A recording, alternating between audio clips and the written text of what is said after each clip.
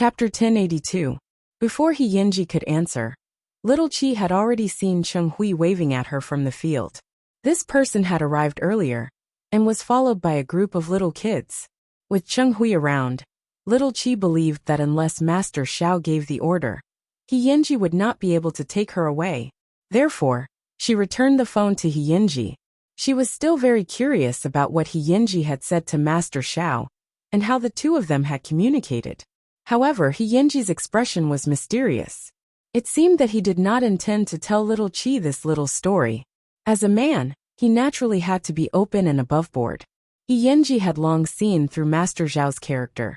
So on the night before the results came out, he waited outside Zhongting. He did not ask the front desk to inform him, and waited at the door for 2 hours. It was not until he saw Master Zhao's car coming out of Zhongting that he went forward and bowed.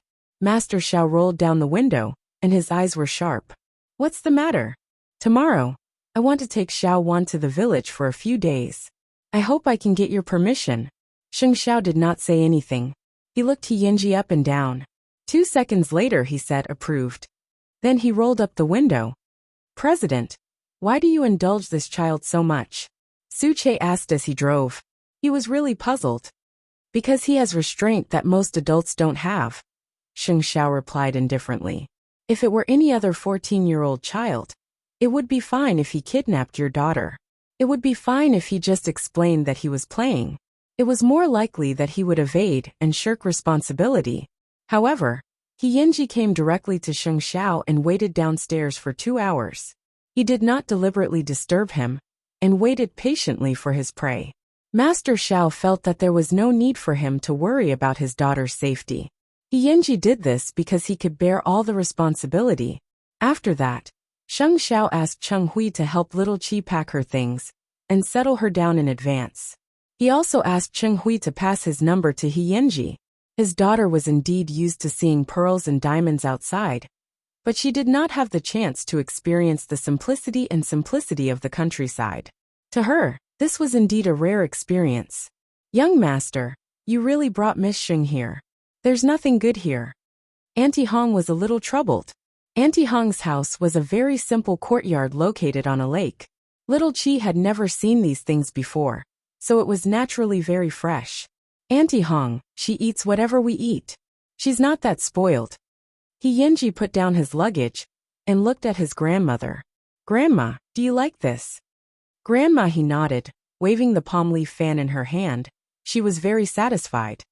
"This place is more comfortable than the big city, with green mountains and clear waters. Far away from the hustle and bustle. I've decided to move here with Aunt Hong." Actually, He Yinji had the same intention. He would spend some money to renovate this place, and then find a few people to guard the house. It was a good place to retire. However, he would not be able to see his only family often. "I know why you asked Auntie Hong to bring me here. Now that you're getting older, your second uncle will definitely find all sorts of ways to make trouble for you. Grandma understands that you'll feel uneasy with me around." "Grandma, I will bring Xiaowan back to visit you often," He Yinji said to Grandma as he looked at little Chi, who was fishing in the distance. "Xiaowan is really a handsome child." Grandma, he looked at little Chi on the other side of the river and beamed. "If I work hard, I might be able to wait until you guys get married. Go accompany Xiaowan." Chapter 1083. At this moment, little Chi was focused on Cheng Hui fishing. "Uncle Hui, it seems like you like this kind of rural life very much." "Of course. Your Uncle Hui was also a wild child who grew up by the river." Cheng Hui was very happy fishing. He really didn't know if he was here to protect little Chi, or if he was here for a vacation. Little Chi waited for a long time. Seeing that the fish hadn't taken the bait, she got up and looked for He Yinji. She found that he was actually taking off his clothes in the room. "Pervert." Little Chi quickly covered her eyes, but He Yinji grabbed her and pressed her against the wall. "Is this the first day you know that I'm bad?" Little Chi's ears instantly turned red, and she tilted her head. "Why are you taking off your clothes in broad daylight?" "Of course, to bully you." He Yinji took the opportunity to kiss her forehead, and then held her hand. "Don't be nervous. Grandma's ring fell into the water. I'm just going to fish it up for her." You only know how to tease me all day long. Little Chi was angry and wanted to bite He Yinji's arm. What a little tigress. He Yinji endured the pain and rubbed Little Chi's hair. After she vented, he asked, "Do you like it here? You can barbecue here at night, and you can lie on the chair and watch the moon. What else can I do? I can also kiss you secretly." He Yinji teased Little Chi for a while. Then he swaggered to the lake, leaving Little Chi alone with a flushed face. After a quarter of an hour, Little Chi calmed down and returned to the courtyard. She found that the courtyard was filled with laughter. He Yinji had already fished out Grandma's ring and was fiddling with his hair. "Shall one come here?" He Yinji sat on a stool and shouted at Little Chi. Little Chi glared at him, but she still walked to his side and naturally took the towel. She stood behind him and dried his hair. "You really have the potential to be a good wife and mother." Little Chi covered his head with the towel and rubbed it fiercely. "You bully me." Not far away, Cheng Hui had fished up dinner for a few people. Soon, only Little Chi and He Yinji were left in the huge courtyard. "Do you like it here?" Little Chi tilted her head and looked at He Yinji. However, his messy hair did not damage his noble aura. "Fighting all the time. I rarely enjoy peace like this." He Yinji chuckled. "The children who grew up here don't have any ulterior motives. They're very simple and happy. How about it? Do you like it?" Little Chi nodded. "It's very fresh. The air here seems sweet." "That's because I'm here, my wife." He Yinji laughed heartily. "I'll take you to experience farm work tomorrow."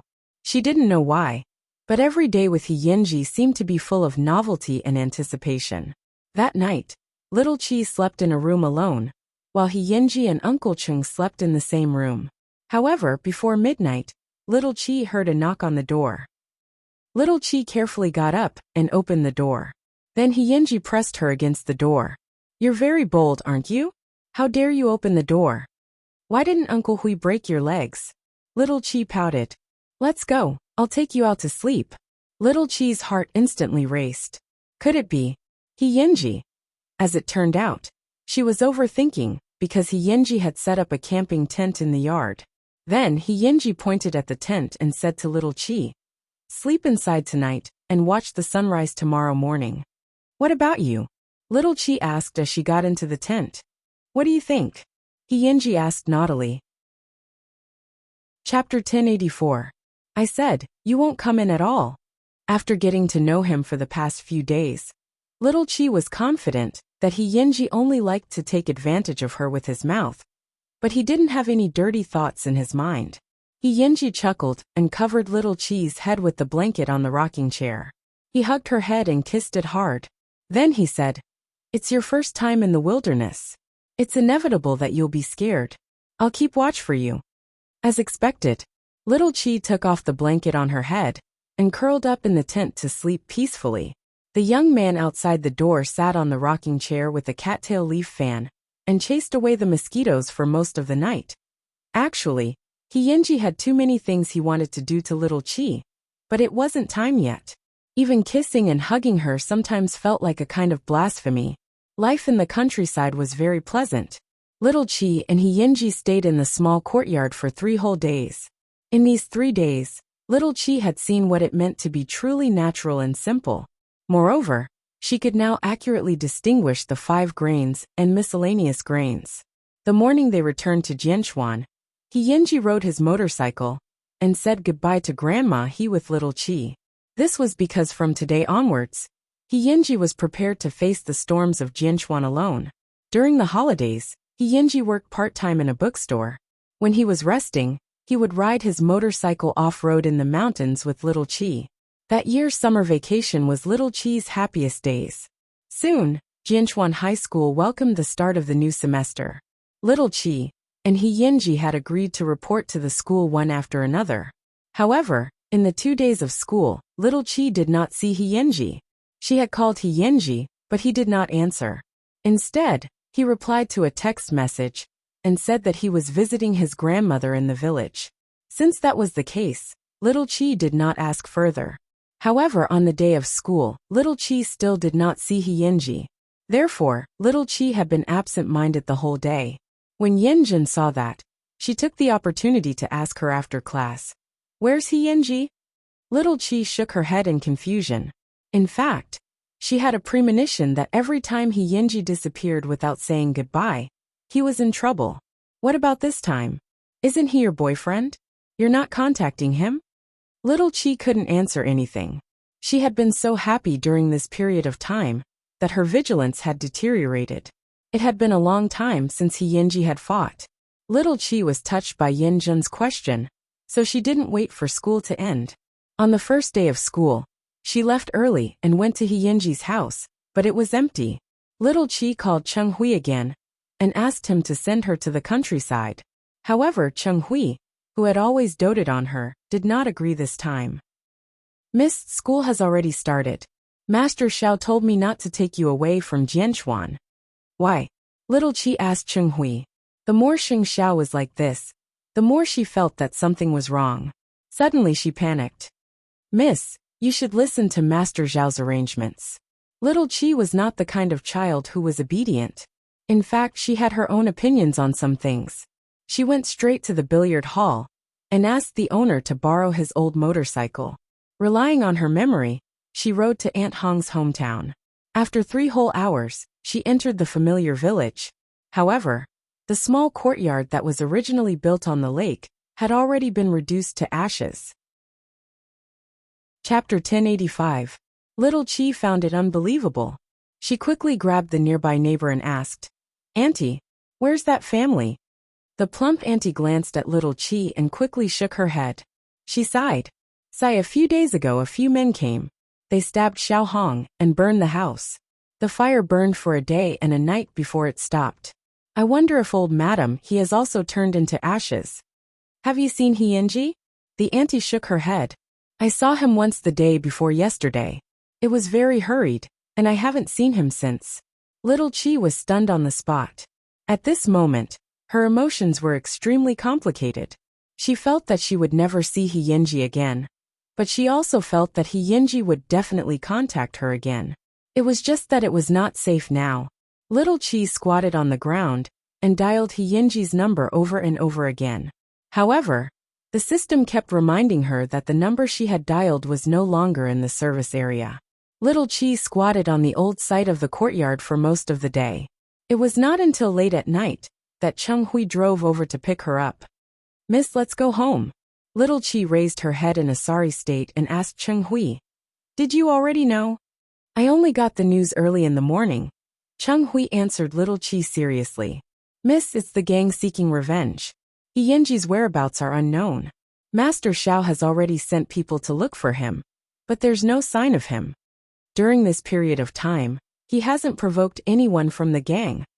Only that brat knows the answer to this question. Cheng Hui helped Little Chi up. If you don't want madam to worry, come back with me. Little Chi really wanted to stay here and wait, because she had a strong premonition that after leaving this place, she would never see he Yenji again. She really wanted to know what kind of situation he Yenji was in now. Was Grandma he okay? However, she also knew that if she stayed here, her family would only worry. Uncle Hui, I rarely beg you, but this time, I beg you to do your best to find out about Grandma he for me. I want to know if Grandma he is still safe. She's he Yenji's only family in the world. If Grandma he is gone, I don't know how he will live. Cheng Hui looked into Little Chi's eyes and nodded solemnly. Miss, don't worry. Even if you don't say it, Master Xiao will do it. Little Chi didn't say anything else and walked straight to her car. Before she left, she took a look at the ruins. For some reason, she felt that once she left, the string in her heart would be broken. After returning to Jianchuan, Little Chi did not go to school for 3 days in a row. She searched the streets and alleys of Jianchuan for the person called he Yenji, but there was no news of him. He disappeared very cleanly, as if he had never appeared. If it weren't for the bracelet on her hand, Little Chi would have really thought that she was having a romantic dream. 3 days later, someone sent a motorcycle home. Little Chi recognized this brand. She and he Yenji had been there before. So when she saw the owner, she grabbed his and asked, Chi, is. When I said chi he xiao xiao zhao's he she chi he. And said he and said. Looking at the brand new motorcycle, Little Chi's heart surged. She slowly squatted on the ground and muttered to herself, "I don't ask you to show up. I just want to know if you're alive." Looking at the brand new motorcycle, Little Chi's heart surged wildly. She slowly squatted on the ground and muttered to herself, "I don't ask you to show up. I just want to know if you're alive." Chapter 1086. Little Chi's Foreign Affairs 73. Hyunji had disappeared. No one knew where Hyunji had gone, but there was no trace of him in the school, or even in the entire Jianchuan. Rumors were flying in the school. It was rumored that Hyunji had been hacked to death on the street by a big shot. His face was unrecognizable, and there was no one to collect his body. Little Chi listened. It would be great if he had really been hacked to death. That way she would give up. This was a month after Hyunji's disappearance. It was also Little Chi's first day of school. She had been looking for Hyunji for a full 30 days, but there was no news of him. It was as if he had evaporated from the face of the earth. In the beginning, Little Chi was only worried. She was worried that Hyunji was in a dangerous situation. Over time, her worry turned into anger and resentment. If she had known that such a day would come, why would they have wasted each other's time? Every day that Little Chi looked for Hyunji, she would delete a text message that she had sent to Hyunji. But even so, she knew very well in her heart that once something left a mark in your heart, it would be deeply rooted and could never be erased. Yinjun saw that Little Chi had gone to school. She quickly asked her after school, "What happened between you and Hyunji? Where is he?" Little Chi looked at the empty seat beside her and shook her head. "Yes, where is he?" Yinjun was a little confused when she saw her reaction. It was really strange for these two to be in a relationship. However, the lively and cheerful Little Chi had become a lot quieter since school started. After school, Little Chi left the school alone. However, on the way to get the car, she heard the familiar words again. "I heard that Hyunji is being kept by a rich woman. Someone saw him going in and out of entertainment places." Really? Back then, Hyunji was proud and arrogant. He didn't like anyone, but in the end, he was still sold. This time Little Chi did not hold back. She directly went forward and grabbed the two girls' lapels. She slapped each of them. "Hyunji is not someone you can talk about. If I hear these words from your mouths again, don't blame me for sending your entire family to emigrate." The two of them were stunned. They did not expect Little Chi to have such a big reaction. Then, Little Chi pushed the two of them away. "Get lost." The people around were shocked by Little Chi's intense reaction. Little Chi, who had not gone to school for a month, had obviously changed her temperament. Most importantly, she was now riding a motorcycle to school, just like Hyunji used to. Little Chi didn't know how to vent the pain in her heart, so she went cross-country in the mountains. When she fell, she curled up on the ground. After crying enough, she went home peacefully. Mu Chichi was very worried about her daughter's recent condition. So, she did not even work overtime, and went home early to accompany her daughter. However, why would Little Chi need her company? Helpless, Mu Chichi returned to the study to look for her husband. Where did that brat from the He family go? Sheng Xiao put down the document and hugged Mu Chichi. "On the night of the He family's accident, that kid came to me. Back then, in order to get rid of a life of fighting, he made a deal with someone in the underworld, who knew that the other party's subordinate would leak this matter to the enemy. So that kid was killed by the enemy." Sheng Xiao looked at Mu Chichi and explained calmly, "The other party offered a high price for his head. Then why did he look for you? He couldn't let go of Xiao Wan and racked his brains. The only thing he couldn't let go of was our daughter. The night he made the decision, he sat outside Zhongting all night." Sheng Xiao hugged Mu Chichi and answered, "Cheer, a daughter will eventually grow up, but she didn't see the wrong person, huh?" End of this chapter. Chapter 1087. Little Chi's Foreign Affairs 74. Mu Chichi nodded after hearing this. Relationships were the best thing to hone a person's heart. This was also a rare and precious experience in relationships. Did he say when he would be back?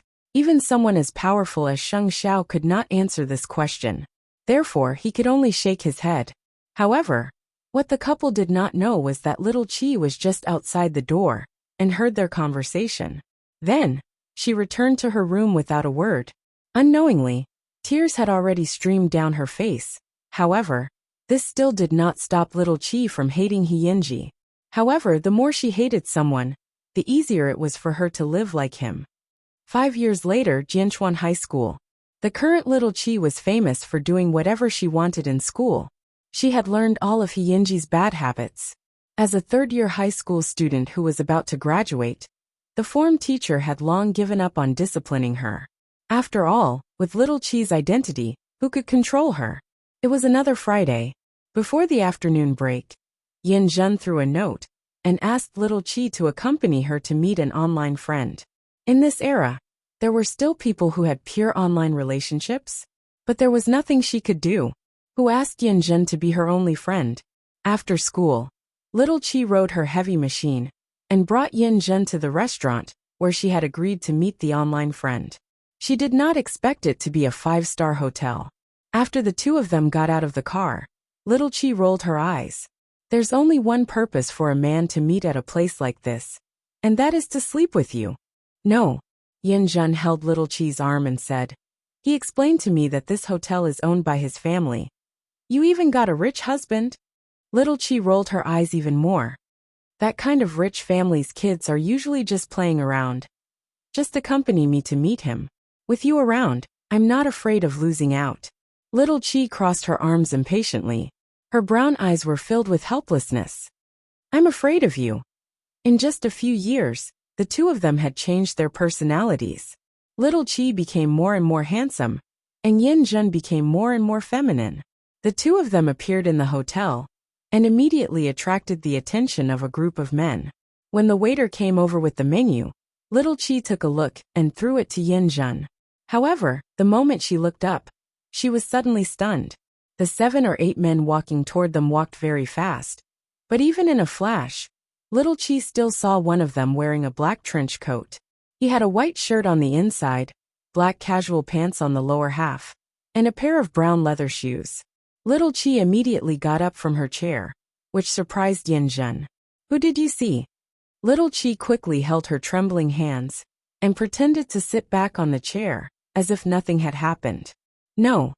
But from that moment on, she could no longer hear anything in her head, and her eyes could no longer see anything else. In his mind, there was only the man in the black trench coat, black gloves, and an evil aura. Xing Qingwan? Little Chi. What? Upon hearing Yin Jun's shout, little Chi frowned and snapped back to her senses. What's wrong with you? Yin Jun looked at her worriedly. I think I saw Hyunji. Little Chi pretended to be calm and replied, you say it as if it's true. Just treat it as if he's dead. He hasn't come back for so many years. This time, Yin Jun rolled her eyes. You just go crazy from time to time. However, just as Yin Jun was mocking little Chi, the group of men walked out of the hotel lobby again. This time, even Yin Jun saw it clearly. After a long time, Yin Jun finally said, he's so King handsome. Yes, young master, he is back. He gave young master, he the crematorium for chasing his wife. The secret of leaving was said slowly. End of this chapter. Chapter 1088. Little Chi didn't say anything. When Yin Jun saw this, she couldn't help but laugh awkwardly. No matter how handsome he is, he's still a heartless man. Let's go. It's fine if we don't meet this online friend.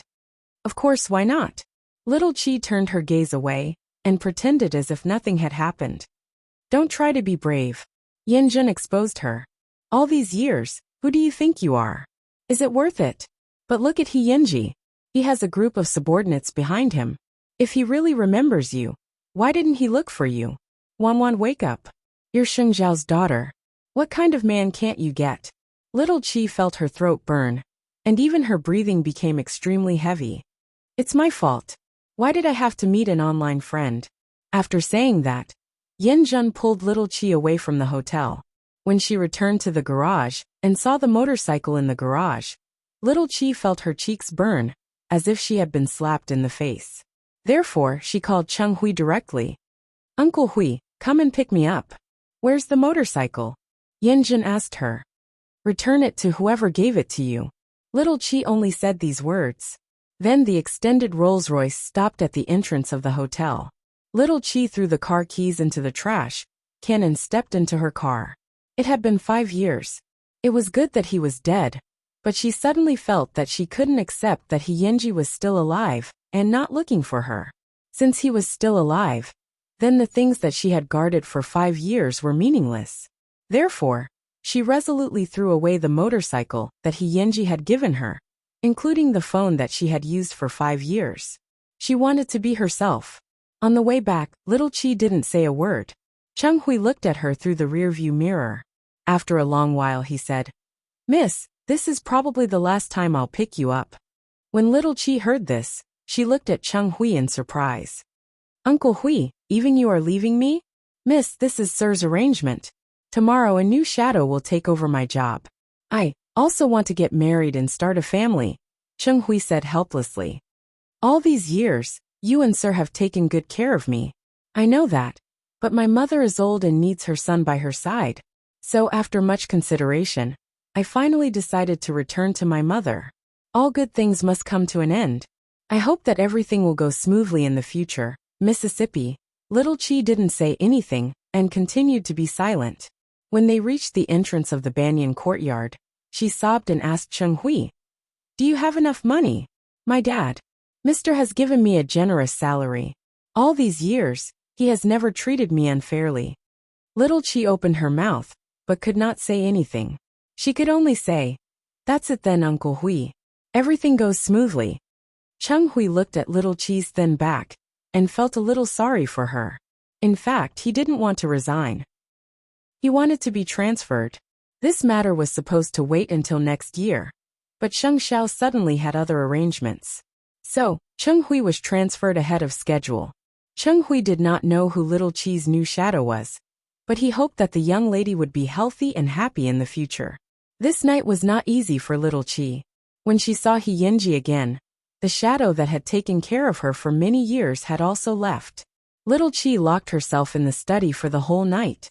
The next morning, she took off those extreme things and put on her high school uniform again.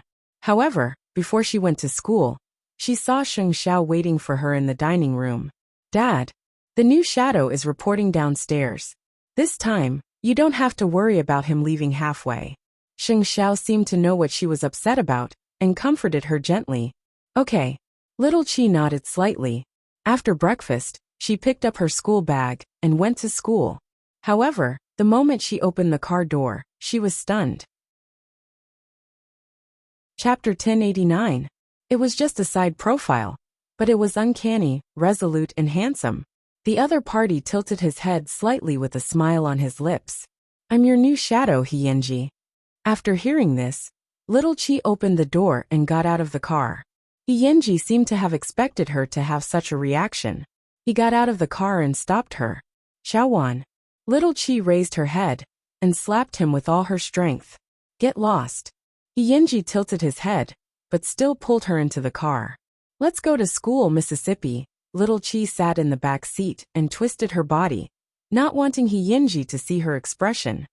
"How could I dare to trouble brother, he to be my chauffeur?" He Yinji opened his mouth, but did not say anything. He just drove Little Chi to the entrance of Jianchuan High School. When they arrived at the school gate, He Yinji opened the car door for Little Chi. However, Little Chi got out of the car and did not even want to look at him. "Go back and be your big brother. Don't disturb my life anymore. If I, Sheng Qingwan, say that I don't want it, I won't want it." He Yinji looked at her stubborn back and mocked himself slightly. However, before Little Chi could go far, he said to her, "At 5:30 p.m., I'll wait for you at the school gate." Little Chi did not stop and walked straight toward the school gate. Just now, Xiaowan had said, "How could I trouble brother he to be my chauffeur?" The fact that she could say this meant that she had long known about his actions in the underworld, because he had replaced the big brother, who had stabbed Andy Hong back then, and become the second in command. Now he could do whatever he wanted in both the underworld and the underworld, but he had never come to look for her. How many times had he been disappointed that he had become so cold-hearted? Back then, Xiaowan had a pair of clean and clear eyes. Now, there was always grief in Xiaowan's eyes that could not be dispelled. He knew that this was all caused by him.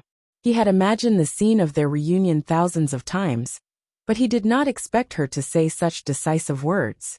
The day of their reunion was the day of their end. This was the scene that she had long thought of, right? Yenji watched Little Chi's figure disappear and returned to the car. Just as Little Chi had said, he was now the boss of the gang, and he still had to deal with gang affairs. Little Chi stood on the teaching building and watched the Rolls-Royce leave. There was no obvious change in her expression, but this could only deceive others. She could not deceive herself. After returning to the classroom, Yen-jun was shocked to see the dark circles around her eyes. "What happened to you last night?" Little Chi snorted. "You'll know after school. What are you trying to hide?" Little Chi didn't say anything else. Instead, she buried her head in what a student should do. When school was over, Little Chi walked with a large group of classmates. When she saw the Rolls-Royce, she walked over with everyone. When Yenji saw her, he got out of the car. Then, he heard Little Chi say to everyone, "My driver is here. I'll be leaving first." Yenjun was stunned. Everyone was stunned because Little Chi's new driver was Yenji. Little Chi deliberately emphasized the word driver and called so many people together. It was obvious that she was humiliating them. Yenji was Sheng Qingwan's driver. Sheng Qingwan's new driver was Yenji. This person who had been missing for so many years actually appeared again. He even became the Sheng family's chauffeur. Everyone had complicated feelings, especially Yen-jun. She had watched Little Chi change little by little in the past 5 years. The person she did not want Little Chi to see the most was Yenji. Therefore, she immediately followed Little Chi into the Sheng family's car. What's going on? Chapter 1090. I still want to know what's going on. Little Chi sat in the back. Her tone was cold, and there was even a hint of anger. Yenji, are you here to fool around again? Yen-jun could not get an answer from Little Chi, so she attacked Yenji. Since you left, you shouldn't have appeared again. You deserve to die. Yenji didn't say anything, but he looked at the front passenger seat. Yen-jun followed his line of sight and found a machete on the passenger seat. There seemed to be blood on it. Yen-jun was so scared that her face turned pale. She didn't dare to say anything. Midnight 7 looked out of the window. At this time, Yenji tilted his head and asked Little Chi, "Do you have homework? If you do, you have to go to my house for the time being." "I have my own home," Little Chi answered stiffly. "Your parents went to Italy and asked me to look after you for the time being," Yenji replied calmly. "What are you?" Little Chi directly asked Yenji. "Send me to the Shin family. Even if there's no one left in the Shin family, I still have the Sheng family. It's not your turn yet." As Yen-jun listened to their conversation, she became even more flustered. If she had known earlier, she wouldn't have gotten in the car. Yenji paused for a moment. His voice was a little hoarse, and there seemed to be a hint of pleading in it. "Grandma wants to see you. That's your grandmother, not mine." Little Chi did not waver at all. Her voice was still as hard as a rock. 5 years ago, Grandma injured her right leg in that fire. All these years she has been in pain. Her only wish is to see you. Yenji softened his voice. "I can go see her, but I hope that from then on, you won't disturb my life anymore. Yenji, I admit that I still love you, but I hate you even more." After hearing Little Chi's words, Yen-jun's eyes couldn't help but widen. What kind of enmity did these two people have? Especially Little Chi's mixed emotions of love and hate. She felt goosebumps all over her body. "So don't force me anymore. Let me live." Little Chi's every word was like a sharp sword that pierced into Yenji's heart. "I promise you, I'll retreat to a place where you can't see me." After Yenji finished speaking, the car stopped because they had already arrived at the entrance of the hospital. Yenji brought Little Chi into the hospital's recuperation department. Only then did Little Chi see the old man she had not seen in a long time. She was still fanning herself and sitting peacefully in the wheelchair. Her right leg was empty. Because of the fire, the old lady had lost a leg. Seeing this, Little Chi couldn't control herself and burst into tears. When old lady he saw her, she immediately became excited. "Lil Wan. Are you Lil Wan?" Little Chi walked over and squatted down in front of her. "Grandma. Ayo, my Xiaoguai, Grandma finally sees you again. My Xiaoguai." In the old man's arms, Little Chi couldn't control her emotions and cried silently. Grandma has been looking forward to it for many years. Grandma has been waiting and waiting. Grandma was afraid that you didn't want that kid anymore. Grandma is old. After Aunt Hong left, I'm his only family member. So, how can Grandma be at ease when I don't see you? Little Chi didn't know what to say. She only felt the old man's palm was burning hot. Now that you're here, I'm relieved. After saying that, the old lady fainted on Little Chi's shoulder. Little Chi immediately turned her head and shouted at Hyunji. Call the doctor, call the doctor. Bookmark for easier reading.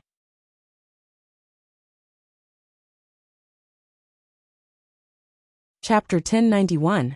The doctor tried his best to save her, but there was nothing he could do. Old madam, he was already physically and mentally exhausted.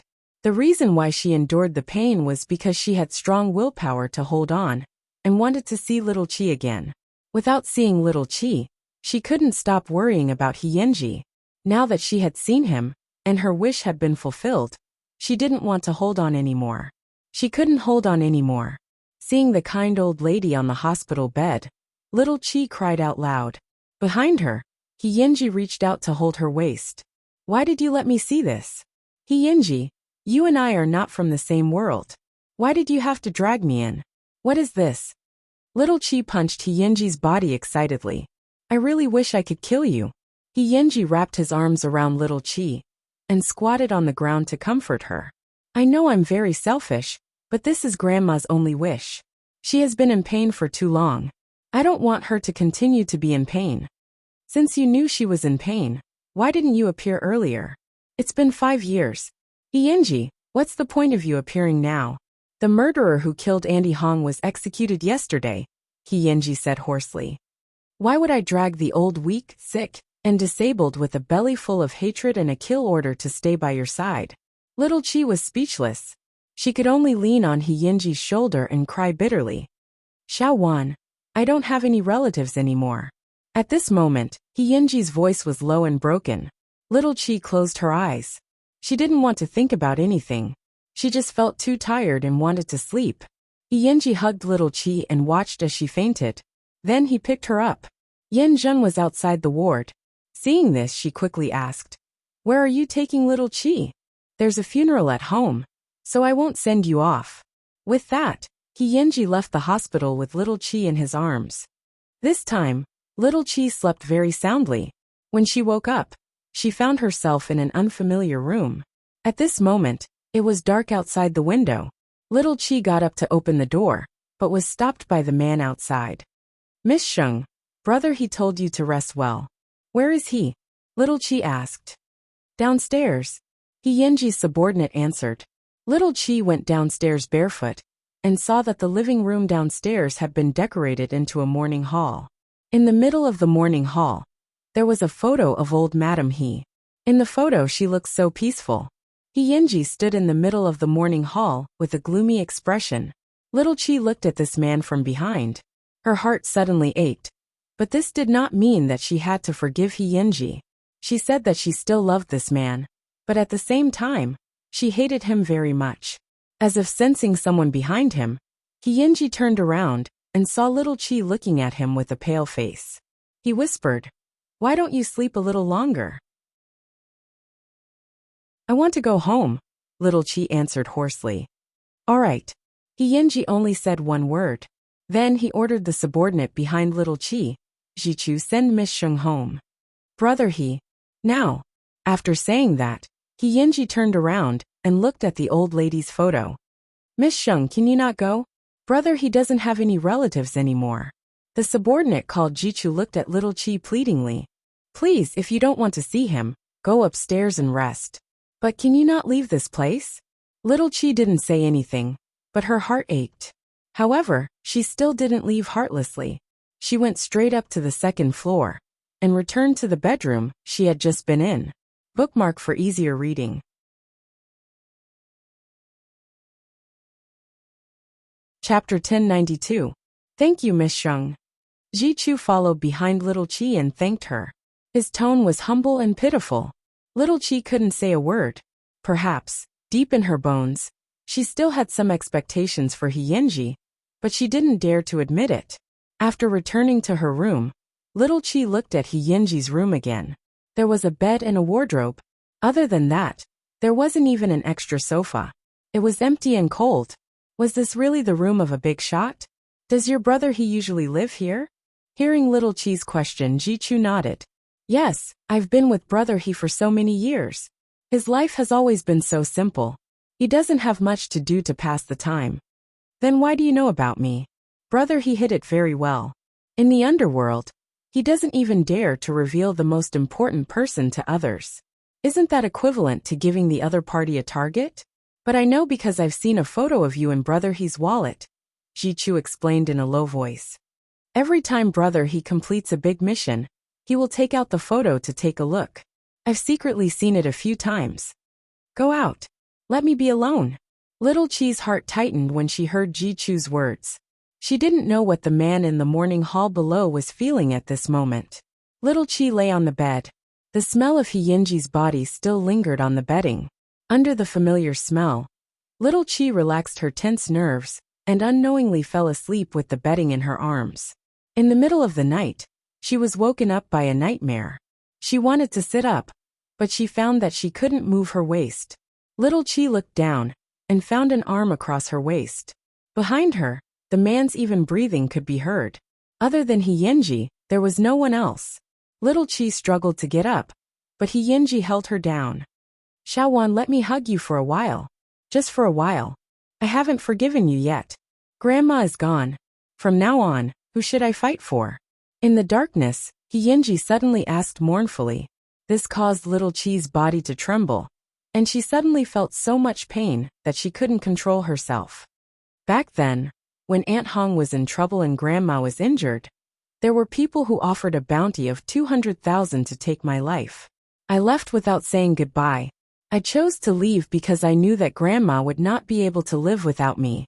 However, you still have your parents and relatives. Little Wan, it's been 5 years, and I've been living in the nightmare of Aunt Hong's blood every day. So I swear that I will avenge Aunt Hong at all costs. Grandma has never liked me being in the underworld. I know that after the fire, her lungs were badly damaged, and she developed lung cancer. I tried everything I could to keep her by my side, but when I saw her enduring the pain, I knew I was too selfish. I have no family. From now on, I have nothing. In the faint moonlight, little Chi cried silently, especially when he heard Yinji say that he had nothing. What about me? What am I? When she asked this question, little Chi clearly felt that the body behind her was slightly stiff. I don't dare to say anything to ask you to stay. Yinji, let me tell you. I hate you, I'm angry with you. And I wish I could cut you into 1,000 pieces. However, only I can bully you. No one else can. We haven't broken up yet. I'm not done with you. Little Chi shouted excitedly and hoarsely.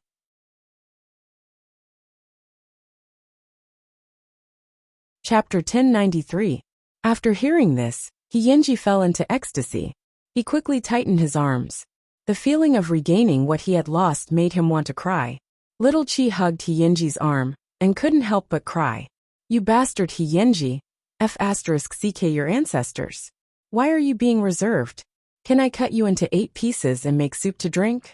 As long as you left me a word, even if it was just one word, telling me to wait for you, I would have no complaints. And today, as long as you said that you wouldn't let me go, as long as you said it, I wouldn't refuse you even if I died of discomfort. In the end, you still need your little brother to beg me for this? Because I'm afraid. Yinji answered hoarsely. I can't lose any more. Shawan, I'm afraid I'll collapse. Little Chi was so angry that her heart was blocked, so she bit Yinji's arm, leaving a row of neat teeth marks. You just lack someone to take care of you. Yinji hugged little Chi tightly and blew his hot breath into her ear. Please don't interfere. That night, the two of them cried and laughed. They talked to each other tirelessly, so much so that in the end, they didn't even know how they fell asleep. The next morning, little Chi woke up from the bed and turned to look at Yinji. However, he had already gotten up. Little Chi heard the sound of morning music downstairs, so she quickly got up. Unexpectedly, Ji-chu was waiting at the door. Miss Sheng, you're up. Brother, he asked me to send you to school. Where's he? Little Chi asked as she tidied up her appearance. He's downstairs dealing with the old lady's funeral. So I'm afraid he won't be able to send you off personally. Brother, he said that when the old lady's matter is settled, he'll personally be your chauffeur. Ji Chu conveyed He Yanji's message seriously. Little Chi listened, her expression unreadable. After a long while, she continued to ask Ji Chu, when is the funeral? Tomorrow morning. I'll come back tonight. Little Chi wrote her phone number on Ji Chu's palm and asked him to hand it to He Yanji. Watch him. If there's anything, remember to call me. Okay. Ji Chu clenched his fist and nodded vigorously. Little Chi silently walked down the stairs and left the courtyard when He Yanji's back was facing her. He knew He Yanji's intentions. There would definitely be many people from the underworld coming to pay their respects at the old lady's funeral. He did not want him to be involved, so he asked Ji Chu to send him away. Little Chi felt that she was very strange. She clearly hated him, but she could not help but want to listen to him. She silently made plans for him, especially when she saw him dressed in a black suit and bowing to the guests in the morning hall. Little Chi clenched her hands tightly. If it was true love, how many people would be able to see the person they loved suffer? Forget it. He would slowly settle the scores from the past 5 years with him in the future. Since he couldn't escape, then he wouldn't. She was going to be an adult soon, so there was no need to play hide and seek like a child. After Little Chi left, Ji Chu gave the phone number to He Yanji. Brother, Miss Xing asked me to give this to you. He Yanji took out his phone, wrote down Little Chi's phone number, and added it to his favorites. Note, wife. When you see her in the future, you have to call her sister-in-law. He Yanji secretly swore in his heart that from now on, he would make up for everything he owed Little Chi. I only have you, and only you. Chapter 1094. When they arrived at school, Yanjun saw Little Chi enter the classroom and quickly dragged her to the corridor. What happened yesterday? He Yanji's grandmother is really gone? Little Chi nodded, confirming that what Yanjun had seen was true. Then what are your plans? I don't have any plans. I'll stay by his side and slowly torture him. After saying this in a normal tone, Little Chi carried her school bag and returned to the classroom. Yanjun shrugged as if she had expected this outcome. However, was she really not afraid of being hacked to death by a gangster? This really required courage. If it were an ordinary person, they would definitely hide for a long time. During the break, the school was filled with gossip again. The topic revolved around He Yanji and Little Chi. Hearing the questions from others, Little Chi remembered that in order to deliberately humiliate He Yanji yesterday, she had let the whole school see that He Yanji was her chauffeur. Sheng Qingwan, is He Yanji really your chauffeur? Didn't he go missing? Isn't He Yanji being supported by a rich woman? But why did I hear that he's now a big shot in the underworld? Faced with the questions around her, Little Chi felt a headache coming on. If she had known that she was looking for trouble for herself, she wouldn't have done what she did yesterday. She had hurt others and herself. When I saw He Yanji yesterday, it felt that he was even more handsome than before. Black windbreaker, white shirt, and that body of muscle. I could tell at a glance that he was very strong. Little Chi was speechless. Little Chi really couldn't stand a bunch of women fantasizing about her man. So she quickly found a quiet place to hide. She didn't know if the grief in his heart had lessened after a whole day. At 6 o'clock in the evening, Little Chi walked out of school and saw Ji Chu driving a car and waving at her at the door. Sister-in-law. Little Chi coughed lightly and quickly walked over. She opened the car door. Don't call me that in the future. But, brother, he ordered it. Is he okay today? Little Chi put away her anger and asked softly at the mention of He Yanji. How can he be okay when his dearest person is gone? After a whole day he's haggard. Ji Chu sighed slightly. Sister-in-law, only you can comfort him. Little Chi did not say anything. At this moment, what floated in her mind was He Yanji's lonely figure from last night. Soon, Ji Chu brought Little Chi to He Yanji's residence. At this moment, there were no outsiders in the morning hall. Only He Yanji was sitting in front of the old lady's portrait. Little Chi put down her school bag and walked into the morning hall. She picked up a white chrysanthemum from the door and placed it in front of the old lady's coffin. I regret it very much. I promised Hyunji to see you last night. If I didn't show up maybe. Hyunji grabbed Little Chi. After she squatted down, he hugged her. You don't have to blame yourself. I was the one who made this choice. In that instant, Little Chi pushed Hyunji away. You're having a fever. Do you know that? Hyunji leaned against the cold wall looking haggard. Just as he was about to answer, he realized that someone had entered the morning hall. So he pushed Little Chi to Ji Chu. Go up and eat and rest. I'll come up later. Little Chi frowned. She realized that the person who entered the morning hall was not a kind person. So she did not refuse, and went up to the second floor with Ji Chu. Brother Yang. Yinji, I'm sorry for your loss. The person called Brother Yang entered the morning hall and offered the old lady a bouquet of flowers. You have to take good care of yourself. You're my right-hand man now. I can't leave you. I know. Hyunji nodded respectfully. However, there was a fog hidden in his eyes, making it impossible to see through him. That girl just now is the young lady of the Sheng family, right? Brother Yang looked upstairs meaningfully. I'll introduce her to you another day.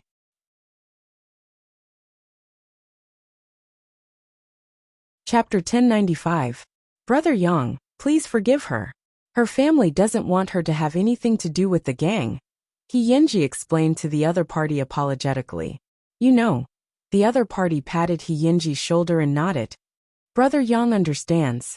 It's better not to provoke the Sheng family. However, if you can get involved with the daughter of the Sheng family, it will be more convenient for you to do things in the future. I'm happy to see it happen. Hyunji frowned but did not explain. After Brother Yang left, he turned around and saw Little Chi at the staircase. Hyunji opened his mouth and wanted to say something, but in the end, he could not say anything. Come up and take your medicine. Little Chi did not question him. She only said these words and turned to go upstairs. Hyunji followed her upstairs and saw Little Chi's busy back. He was secretly a little anxious, but he did not know how to explain it. He did not come back to look for her for that kind of thing. The room was dark and the light was very weak. Hyunji sat down on the bed tiredly. He did not dare to look away from Little Chi for a moment. Xiaowan, are we unable to go back to the past? Why are you in such a hurry? You've been gone for 5 years. Can't I be angry for a while? Little Chi replied with her back to Hyunji. Lie down and sleep. I'll wake you in the morning. I'm afraid that you'll leave. Hyunji took off his gloves and placed them on the bedside table. His voice was low and dry. If you keep talking, I'm really leaving. Hyunji lay down obediently and waited for Little Chi to bring the medicine to his mouth. If you still have a fever at night, you have to go to the hospital to treat it. Hyunji obediently took the medicine and took the opportunity to hold Little Chi's hand. Soon he fell asleep. Little Chi sat by the bed and looked down at his hands that were holding her. Especially on the back of his right hand, there was a long scar. It was ferocious and evil. No wonder he had to wear gloves. Had he really been living on the edge of a knife for the past 5 years? Little Chi sighed slightly. Under the moonlight, Hyunji's resolute face became calm and gentle. However, looking at the corners of his eyes and side profile, there was a trace of murderous aura. 5 years ago, Hyunji was cynical and unruly. At this moment, Hyunji was mature and steady. It was hard to fathom him. Little Chi looked at his sleeping face and unknowingly fell asleep on Hyunji's chest. At this moment, Hyunji slowly opened his eyes and looked down at the little woman on his chest. He reached out and carried her to the bed. Little Chi thought that this was a dream. In her half-asleep state, she smiled at Hyunji. This was the first time Little Chi had smiled at him since their reunion. It was very sweet and soul-stirring. Hyunji couldn't help but turn over and kiss her. The vow that they could only kiss at the age of 16 was still ringing in his ears. However, this little woman was about to turn 18. Not to mention kissing, she could even directly abduct him to bed. Of course, he didn't want to yet. He wanted this little woman to completely forgive and accept him, both physically and mentally. Because he was afraid of waking little Chi up, Yinji only dared to carefully taste the sweetness. When he opened his eyes and saw that she was sleeping soundly, he reached out and hugged her so that she could sleep more comfortably. At 5 o'clock in the morning, the alarm clock broke the silence in the room. Little Chi propped herself up and realized that the seat beside her was empty again. Yinji had already gotten up. At this moment, he was in the old lady's room packing her belongings.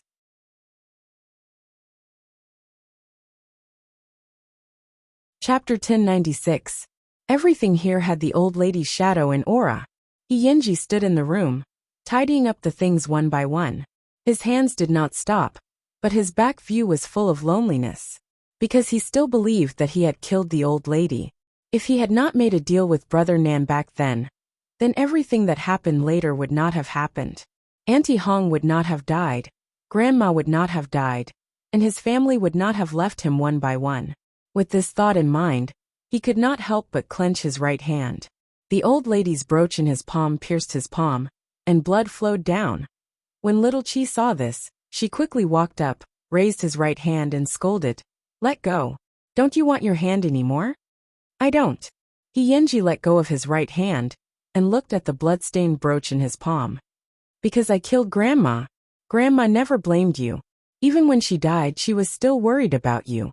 If you still have the heart, send Grandma off on her last journey." Little Chi's eyes were red as she took the brooch away from Yinji's palm. Yinji did not say anything. He just looked at little Chi with red eyes. "I'll go get the medicine box." Yinji still did not answer.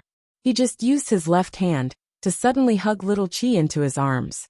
"Don't leave me. Xiaowan, I only have you." Little Chi knew that at this moment, Yinji seemed to have been abandoned. He did not have any sense of security. No words of comfort could make him relax. Therefore, little Chi just patted his back and said, "I'm not going anywhere. I'll be in your sight." Then little Chi went to get the medicine box. However, just as the two of them were bandaging, Ji-Chu knocked on the door and said, "Brother sister-in-law, it's time. I'll be done soon." Little Chi quickly took out gauze and carefully bandaged Yinji's wound.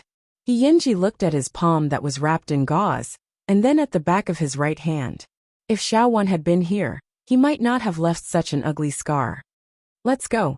Little Chi stood up and said to Yinji, "Don't let Grandma wait too long." The old lady's funeral ceremony was very simple. Other than Yinji and the other two, the rest were Yinji's subordinates. A group of people dressed in black and carrying white flowers sent the old lady into the mausoleum. A group of people dressed in black and carrying white flowers sent the old lady into the mausoleum. After the old lady's funeral, she stood behind Yinji and accompanied him from afar. It was not until evening when the night rain suddenly fell that Yinji turned around and left his grandmother's grave with little Chi in his arms. At least she got the answer she wanted. "Lil Wan, Grandma left without any worries, didn't she?" Little Chi leaned against Yinji's chest, her face covered in cold and wet rain. "Of course. Let's go." With that, Yinji walked out of the cemetery. Outside the door, Ji-Chu was waiting by the car. When he saw the two of them come out, he quickly opened the door. "Brother are you going home?" "No, let's go to Ji's room, go to Ji's." "Xiao, Ji's little. She's ladies, Ji's, then she. Li, soon Li be they soon. And the they. Soon and they entered the hotel. Soon they all. Soon. Chi. By Chu after back she. He. Chi. Little Chi looked at Yinji, who had silently entered the room, and nodded. "Go and rest." Ji-Chu left obediently, and little Chi closed the door.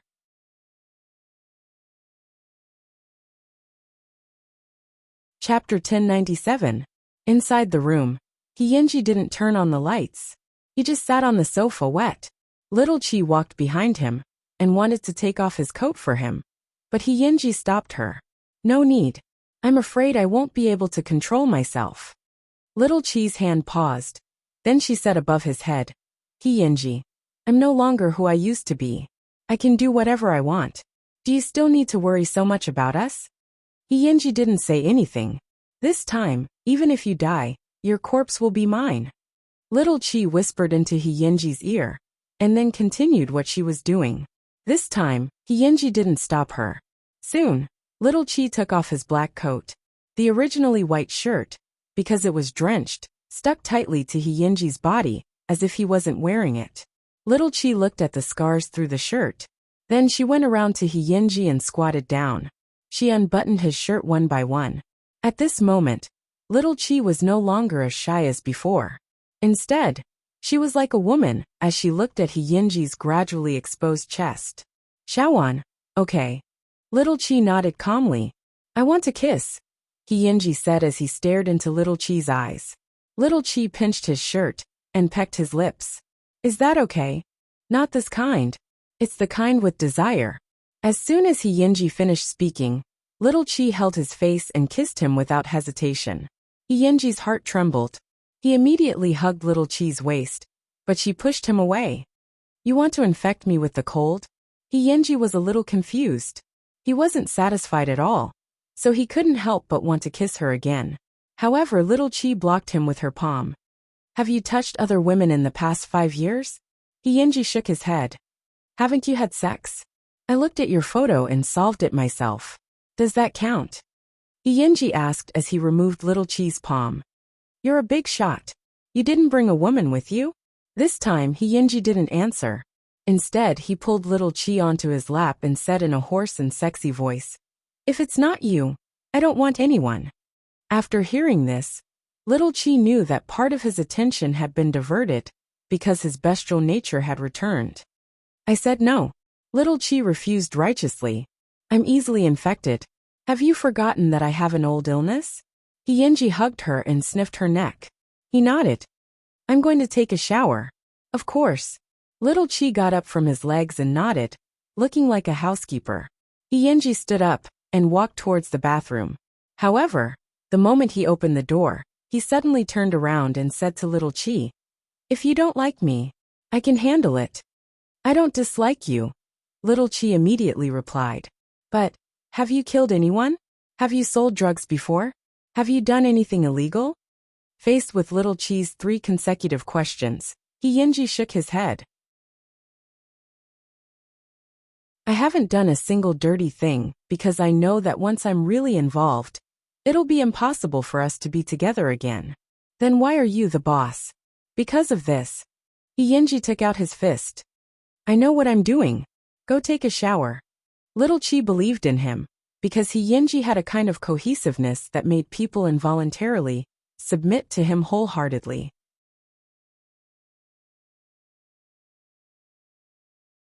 Chapter 1098. Half an hour later, Hiyenji returned to his room wrapped in a bath towel. At this time, Little Chi also changed into her nightgown. You sleep first. I'll go wash up. Hiyenji nodded slightly. He couldn't bear to break the warm atmosphere at this moment, so he pulled away the blanket and lay on the bed. Little Chi went into the bathroom to freshen up. A moment later, she returned to the bedroom and naturally lay down beside Hiyenji. At that moment, Hiyenji had already fallen into a deep sleep. Because of the cold and the rain, he did not have the extra energy to wait for Little Chi to come out of the bathroom. Little Chi lay on her side on the bed and looked at the man. Then, she slowly pulled him into her arms. Sleep well. When you wake up tomorrow, everything will be over. The next morning, the sun was shining brightly. Hiyenji woke up from his bed and found that the room was empty. Little Chi was nowhere to be seen. Hiyenji quickly got up to look for her, but when he opened the door, he saw Ji Chu guarding the door. Brother He, why are you so anxious? Are you looking for sister-in-law? Where is she? Hiyenji asked as he put on his coat. I've already sent her to school, Ji Chu replied with a smile. Hiyenji looked up and realized that it was already 10 in the morning. It was fine as long as she didn't leave his side. Hiyenji breathed a sigh of relief. Brother Yang has called several times. There's something that needs you to deal with. Ji Chu handed the phone to Hiyenji. Brother Nan, it's the opposite. When Hiyenji heard this news, he didn't have much of an expression. If it weren't for Brother Nan's subordinates leaking his information, Auntie Hong and Grandma wouldn't have died. Brother Yang wants you to deal with this matter properly, and then take over all of Brother Nan's territories. I have my own plans for this matter. Yinji took the phone and put it in his trouser pocket. I'm going to see Brother Yang. Go and do something for me. Hang up the house in Lushan and deal with it. Okay. Jichu also didn't want Yinji to keep reminiscing about the past. Then tonight, will you personally pick up sister-in-law? Yinji raised his head and looked at Jichu coldly. His meaning was self-evident. He was meddling too much. Jichu shrunk his neck and didn't dare to ask about his boss's private affairs anymore. It was noon at Jianchuan High School. Yan Zhen and Bian Qi were having lunch in the school canteen. Seeing that Xiao Xiao was distracted, Yan Zhen leaned on her arm and blinked at her. Have you been with Yinji for the past few days? Yes, I'll stay at his house, little Qi said bluntly. Then you guys. What are you thinking? His grandmother is gone. Do you think he has the mind to think about anything else? Little Qi rolled her eyes at Yan Zhen. He's a gangster. What can't he think? Yan Zhen snorted. So you've completely forgiven him. Little Qi didn't say anything, because she was also asking herself in her heart. Was her anger gone just like that? A moment later, she decisively answered Yan Zhen. It's gone. In this world apart from life and death, everything else was trivial. Yinji did not betray her, nor did he play with her. Since she could not let go of Yinji, why should she hold on to the past? You're too easy to talk to. Yanjin pouted. After all, little Qi had been in pain for 5 years. Wrong. Although she had calmed down, it did not mean that she would not punish Yinji. Little Qi thought so. She had plenty of ways to deliberately punish that bastard.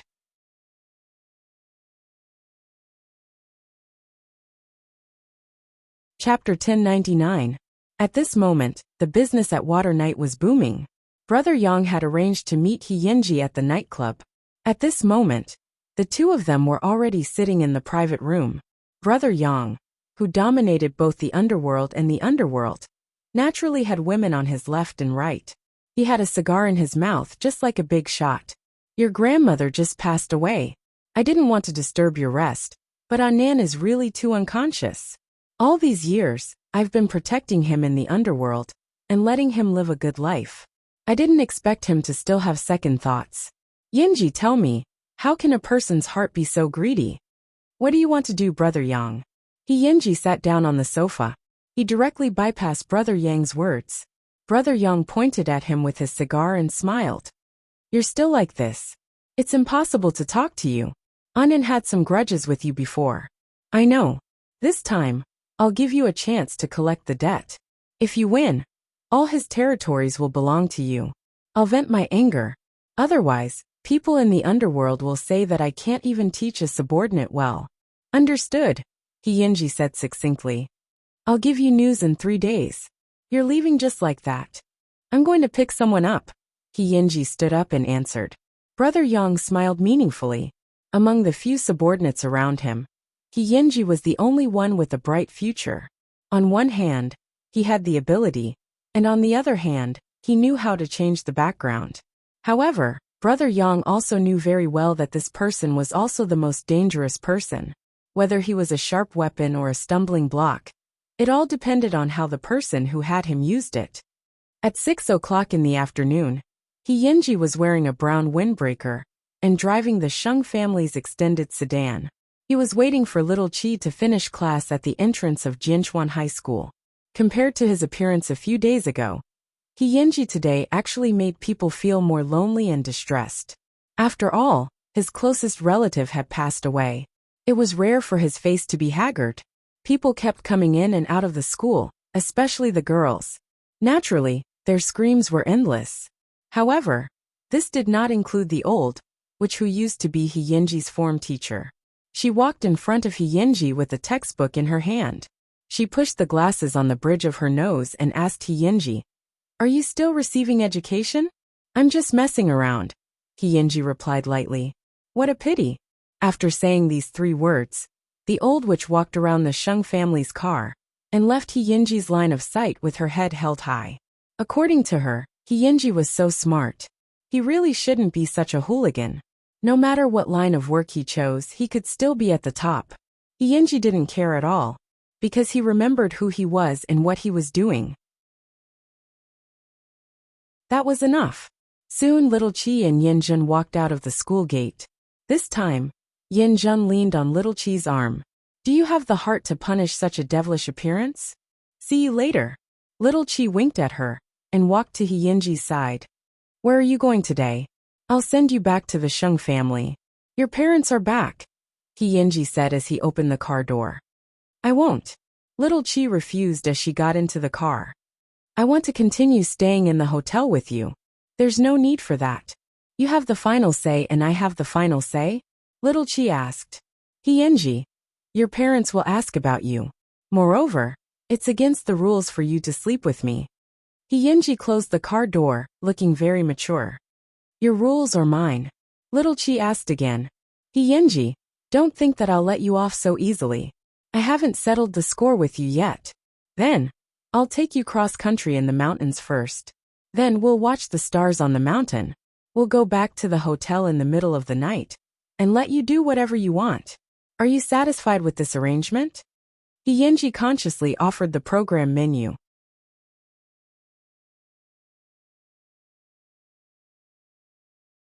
Chapter 1100. Thinking of the motorcycle that she had thrown away, little Chi shook her head.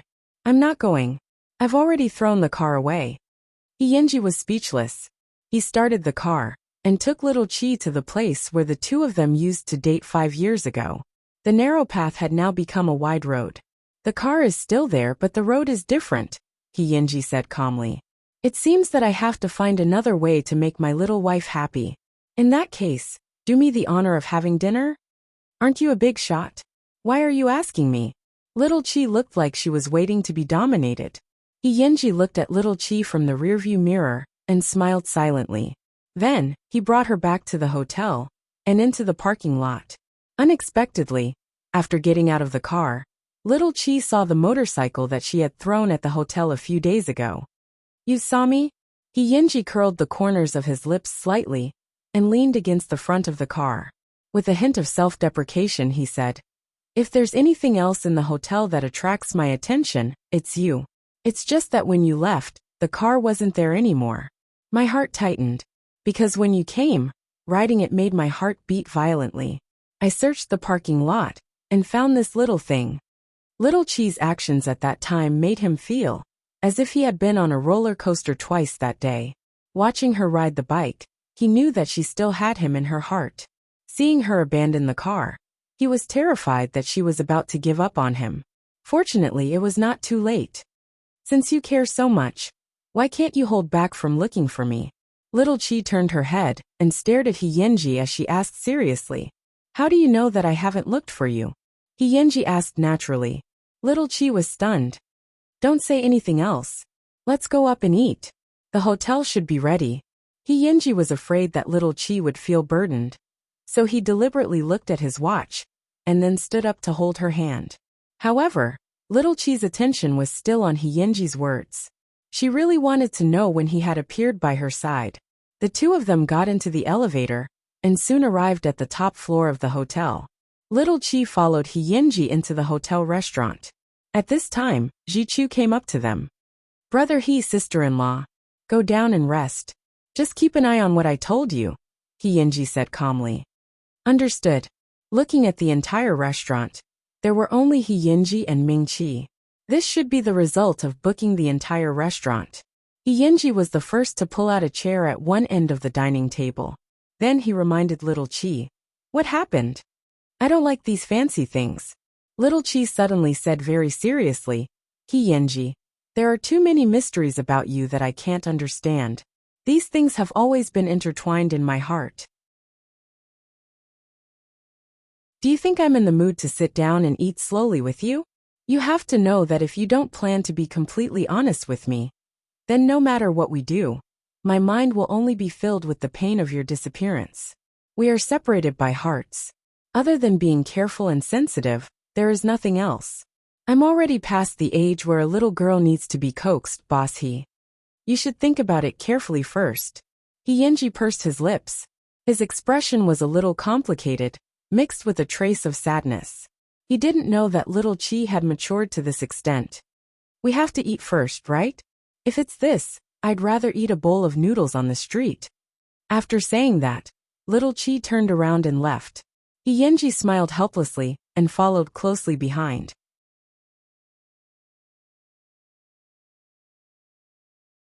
Chapter 11:01. Little Chi's footsteps were very fast. She didn't stop no matter how much she was shouted at. Yenji immediately became domineering. He directly went forward and hugged her by the waist.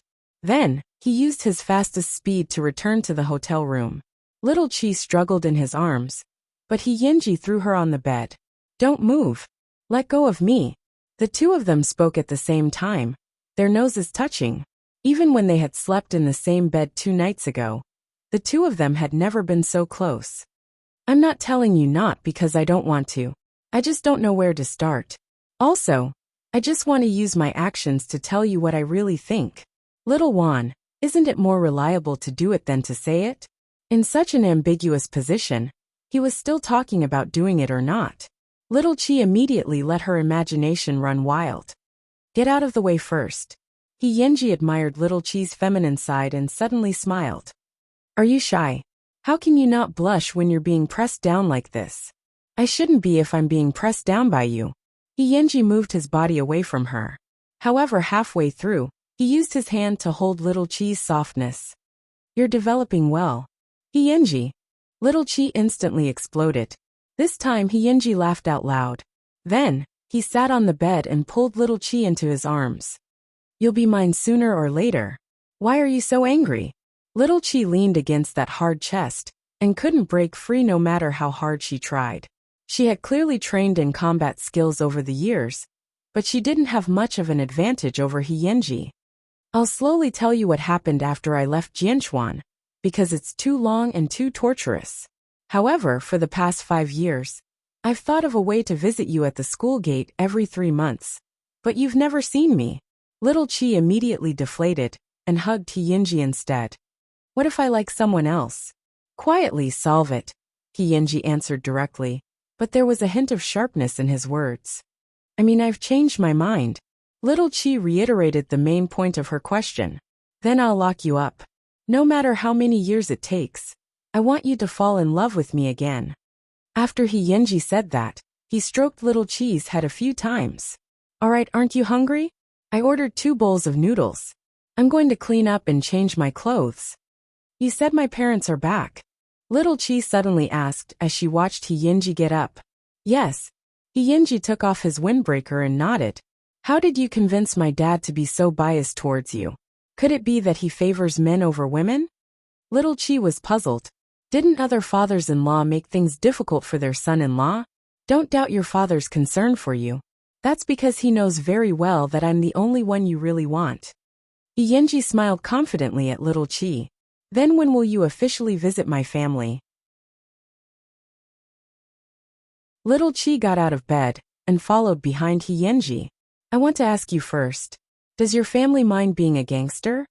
Little Chi. "If your family mind, what do you plan to do?" Yenji looked at Little Chi with interest and asked. "Whether they agree or not, I'll definitely follow a fierce big boss like you.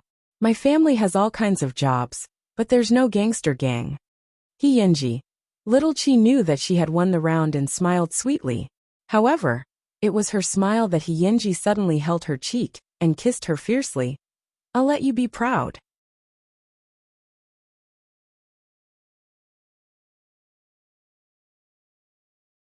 Chapter 11:02. Little Chi's face and ears were flushed from the kiss. She finally pushed the culprit a few steps away. "Don't kiss me after smoking." Yenji grabbed her arm and pulled her closer to him. He looked at her intently. "Do you know how dangerous you are now?" "Yenji, without my parents' consent, don't even think about having any physical relationship with you." After Yenji heard this, he turned his head and shook his shoulders. He laughed in a low voice. "Xiaowan, so I didn't know that you had already thought so far ahead?" Little Chi was speechless. Yenji saw that she was speechless, so he sat on the sofa and pulled Little Chi onto his legs. "But you owe me a lot of kisses. According to what you said, you can kiss once a day from the age of 16. Think about it yourself, how many times do you owe me?" Little Chi leaned against Yenji's chest and smelled the smell of the cigar on his body. She was a little unconvinced. That's what you missed. It has nothing to do with me. I didn't smoke. I was just talking to Brother Yang in the afternoon. He stuffed a cigar into my mouth, but I didn't light it. I didn't expect you to be so sensitive to the smell. Yinji explained calmly as he hugged her. Little Chi's heart was pounding. This was because their posture was too ambiguous. However, even though she knew that this couldn't go on, she still couldn't bear to leave Yinji's arms. She didn't know if it was because of their tacit understanding, but the atmosphere between the two of them became more and more ambiguous. Especially when their gazes met, their lips unknowingly pressed together again. This time it was gentle and lingering. It was long and soft, allowing little Chi to experience what a real kiss was. The two of them sucked up all the oxygen in each other's chests. When little Chi couldn't breathe, Yinji reluctantly let her go. I can't continue, huh? I'm afraid I can't help it. Little Chi placed her head on Yinji's shoulder, and the two of them hugged each other calmly and warmly. How many years had it been? Today, the scene that she had dreamed of could finally be realized in reality. Little Chi couldn't wait to walk into Yinji's life and soul. This time, she wouldn't allow him to escape again. And the best way to tie Yinji up was responsibility. The two of them cuddled in the room for a long time. But this beautiful scene was quickly broken by Ji Chu's knocking on the door. Brother something happened. Yinji and Midnight looked at the door at the same time. Then little Chi got up from Yinji's lap. Go. Yinji got up from the sofa and caressed little Chi's head. Wash up and sleep first. I'll be back later. Will he come back? Little Chi asked carefully. Of course. Yinji's expression was firm. This time, I won't leave your side even if I die. Little Chi nodded and pointed at the door with her chin. Go! Yinji picked up his coat again and quickly walked out the door. Little Chi watched the two of them disappear and could only adapt to the sudden silence in the room as soon as possible. How could she miss a certain someone after being apart for only a second? Little Chi sat down on the sofa. However, before she could think about anything else, Master Xiao called. Little Chi suddenly felt embarrassed, as if she had been caught in the act. She had clearly agreed to go home at night. However, she still picked up the phone and said in a coquettish tone, Dad.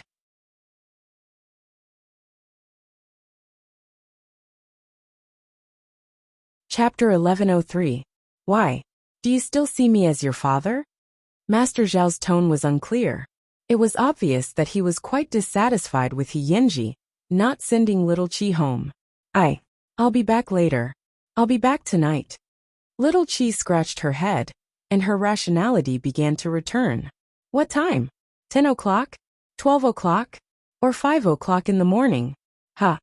Master Zhao's tone rose slightly. It's not like that, Dad. Yinji went out to do something. I'm staying in the hotel alone. I just want him to see me when he comes back. Now that he's alone, I don't want him to lose his sense of security. Little Chi answered sincerely. If you don't believe me, you can send Uncle Su over to watch me.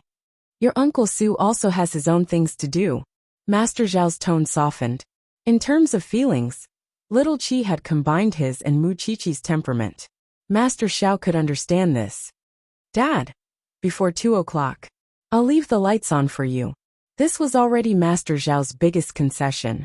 After all, he knew that Yinji had lost his grandmother. Got it, Dad. You're the best. After obtaining Master Zhao's understanding, little Chi was relieved. She did not know what Yinji was doing at the moment. Was he really fighting on the streets like in the movies? At that moment, Yinji was rushing to the dock of Jinshuan. We captured Brother Nan's right-hand man and forced him to the dock. However, Brother Nan asked to see you. Otherwise, he would detonate the homemade bomb on his body to lure the police out. He came prepared. So as long as he sees me, he'll be willing to surrender. Yinji's gaze was cold, and even a trace of impatience. Where is he now? On the broken boat. Yinji got out of the car and straightened his windbreaker.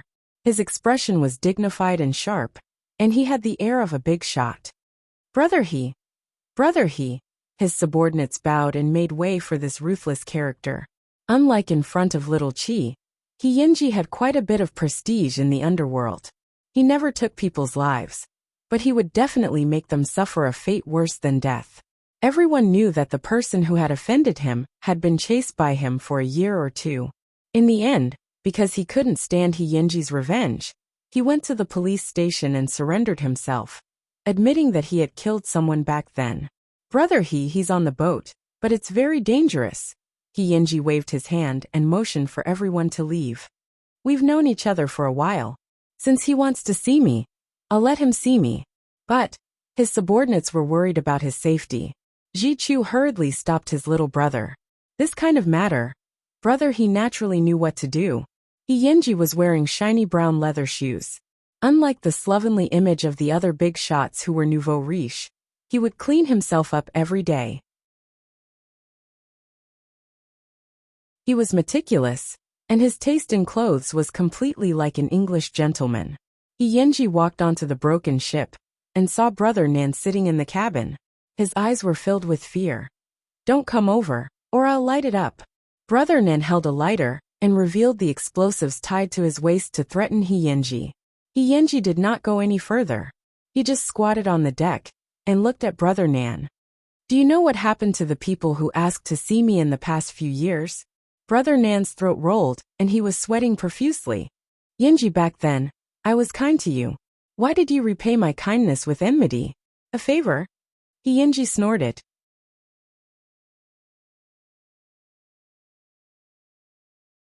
Chapter 1104. What a huge favor. You killed 2 of my family members in a row. You can't blame this on me. I didn't know that I would be betrayed. Brother Nan quickly explained. I didn't know anything about what happened back then. I didn't know that the other party would take such extreme revenge on you. Your subordinates have already told me everything. He Yinji smiled coldly. The other party asked for peace and gave you 10 territories, but you sold me out. Isn't that the case? Brother Nan's face turned pale, and his hands began to tremble. Can't you let me go? Let you go. He Yinji seemed to have lost his patience and stood up. You really disappoint me. I thought that since you betrayed Brother Yang and wanted to set up your own business, you wouldn't be so weak. I didn't expect you to be so easily frightened. All right, I've seen your ugly face. If you want to light a fire, then light it. Or should I ask my subordinates to help you? Anyway, this is the dock, and it's a broken boat. Even if it catches fire, no one will think that there are people on it. After saying that, He Yinji turned around and jumped onto the shore. He Yinji, what I am today will be your tomorrow in the future. This was Brother Nan's last advice to He Yinji. I'll never be able to be like you. After saying that, He Yinji walked up to his subordinates and instructed, Old rules. Don't kill anyone. Punish them as you should. From then on, Auntie Hong and the old lady's grudge could be considered to have been avenged. As for his future path, he knew what kind of choice he was making. He would not go wrong, nor would he go astray. Brother you've worked hard. Go back and rest. Count the number of territories in this bastard's hands and show them to Brother Yang. Before He Yinji got into the car, he instructed Ji Chu. I don't like these things. It's useless to keep them. Got it. Ji Chu nodded. Soon, the originally calm sea erupted into flames. He Yinji glanced at it indifferently. He had absolute trust in his subordinates. When he returned to the hotel, it was almost 10 o'clock at night. He Yinji looked at his wristwatch and frowned slightly. He didn't know if the little girl was asleep. Thinking of this, He Yinji was eager to return. The moment he opened the door, he was even a little surprised because the lights in the room were still on. She was waiting for him. You're back. Little Chi got up from the sofa. Yeah, why aren't you sleeping yet? He Yinji took off his coat and hung it at the side. Moreover, looking at Little Chi's appearance, she hadn't washed up yet. My dad called and asked me to go home. Since you're back safely now, send me home. Little Chi raised the phone in her hand and said. He Yinji was stunned for a moment. He suddenly understood Little Chi's intention. She always waited for him to come back before leaving, because she didn't want him to feel lonely in the room. Little Chi. She. He. Little. He. Little. He. I. Yang. Little Chi hugged him back and thought for a few seconds. Then she asked, Why don't we say that you're injured and I want to take care of you? Then do I have to hang my arm up tomorrow? Yenji was finally amused and let go of little Chi. Now is not the time. Wait for me to come back and let you stay by my side for the night.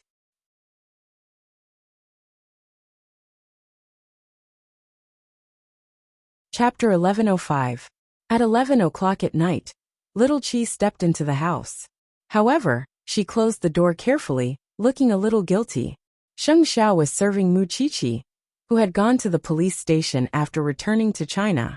The couple sat at the dining table and turned to look at their daughter, with a meaningful look in their eyes. You still know to come back. Sheng Xiao snorted faintly. Then, he looked at his pocket watch and realized that it was still early. So he didn't say anything else. Mu Qiqi didn't reprimand little Chi. She just smiled as she ate. You're like me back then. If you weren't like you back then, I would have thrown you out long ago. Little Chi was speechless. Why don't you try? Mu Qiqi frowned and contradicted Sheng Xiao. Do you think it's easy for you to get a daughter when you're old? Little Chi secretly laughed and then quietly went back to her room. It was useless to be envious because it was her parents' love, and her bond was in the hotel at the moment. She didn't know when she would be able to stay by Yenji's side. The next day little Chi woke up to go to school. Unexpectedly, Tang Xiaobao came to the Banyan courtyard to see her. You have to go to school too, right? Why are you at my house so early in the morning? Little Chi couldn't help but ask when she saw his serious expression. Let's talk on the way. Tang Xiaobao stuffed the milk into little Chi's arms and directly dragged her out. Tang Xiaobao, I know Yenji is back. Tang Xiaobao paused and suddenly said, I also know that he's in the underworld now. Girl, you know that I hate criminals the most in my life. Do you still want to be involved with him? Little Chi stopped in her tracks and suddenly couldn't say anything. 5 years ago, this bastard hurt you once. Do you still want to bump into him now? Tang Xiaobao looked little Chi in the eyes and asked. He had also become handsome. He had inherited his father's style. He was tough, sunny, and full of righteousness. He was really popular with girls. Xiaobao, although I don't know what to say, Yenji and I are different from what you think. He's not the kind of person you think he is. Little Chi explained calmly. I know that Uncle Tang is the chief of the police station. You've been influenced by him since you were young, so it's impossible for you to take him seriously. However, he's the person I like.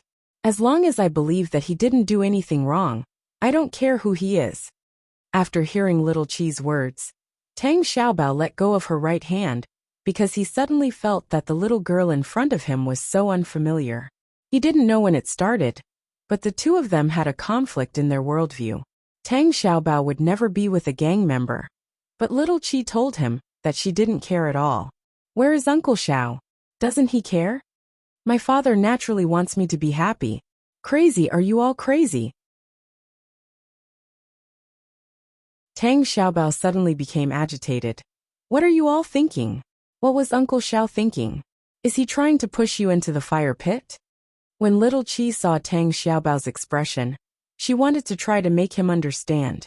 However, when the words were on the tip of her tongue, she felt that it was unnecessary because everyone had their own position. Tang Xiaobao's heart was very conflicted and uncomfortable because he didn't know how to face his sister walking on the crooked path. Therefore, he held little Chi's shoulder and persuaded her earnestly. Little Chi, I really don't want to see you jump into the fire pit. Don't fall for it anymore, okay? We can still find a better one.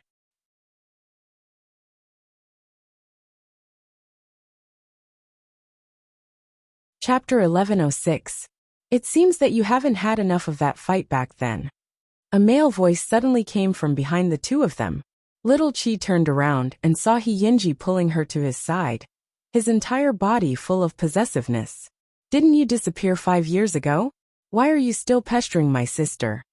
When Tang Xiaobao saw Yenji, his eyes were spitting fire and he was furious. Don't you know that you're a hooligan? Do you still want to jump over the dragon gate? Get in the car first. Yenji didn't want to make things difficult for little Chi, so he pushed little Chi to Jichu. Although little Chi was worried, it was indeed not appropriate for her to stay for long, because it would only add fuel to the fire. Therefore, She followed Ji Chu into the car. Outside the car, the atmosphere between the two men seemed to be at loggerheads. Let's find another time to fight. You like it anyway. He Yinji handed the contact information to Tang Xiaobao. Okay, I'll wait for you. Tang Xiaobao accepted He Yinji's letter of challenge and turned to look at little Qi before turning to leave. He Yinji smiled faintly. He didn't take Tang Xiaobao's anger to heart, because he knew very well that this man surnamed Tang only wanted to protect Lil Wan. Then, He Yinji returned to the car and handed another breakfast to little Qi. I'll send you to school. Don't tell me the two of you are going to fight again. Little Qi reached out to take the breakfast and felt a headache. Women shouldn't ask about the private matters between men. He Yinji didn't intend to answer this question and let Ji Chu set off, because he still had a few important matters to deal with. Little Qi looked at the two breakfasts in her arms and shook her head. Forget it. Anyway, this person knew his limits, so she didn't need to worry about it. However, there were some things that she still needed to express. You also know that the Tang family has been police officers for generations. The most difficult thing to hide is their righteousness. Tang Xiaobao is also worried about me. If you really have any conflict, don't go too far, okay? Aren't you worried that the one being beaten up will be me? He Yinji opened the milk for little Qi and inserted the straw. I'm not worried. In my heart, you're the winner. Little Qi answered matter-of-factly. He Yinji felt very comfortable, so he put his arm around her shoulder and pulled her into his arms. By the way, other than your parents, who else do you want to get approval from? Little Qi squinted slightly and asked He Yinji. Anyone? I will try my best to satisfy you. You're just a gangster. What are you talking about? It's not that important. It's fine as long as I like you. Little Qi answered He Yinji straightforwardly and domineeringly. He Yinji chuckled and stroked little Qi's hair. This little girl's boyfriend was too easy to be. Soon, the two of them arrived at the school gate. However, before little Qi could get out of the car, He Yinji reached out and grabbed her. After school in the afternoon, don't run around. I'll pick you up. Where to? Go back to the hotel and do your homework, He Yinji said with a hidden meaning. Little Qi glanced at him and snorted, but for some reason, she actually looked forward to that moment. Because she wanted to kiss He Yinji, in all kinds of positions, in all kinds of places. Just thinking about that scene would make one blush. Don't go astray. It's just limited to kissing. She was an obedient, decent girl.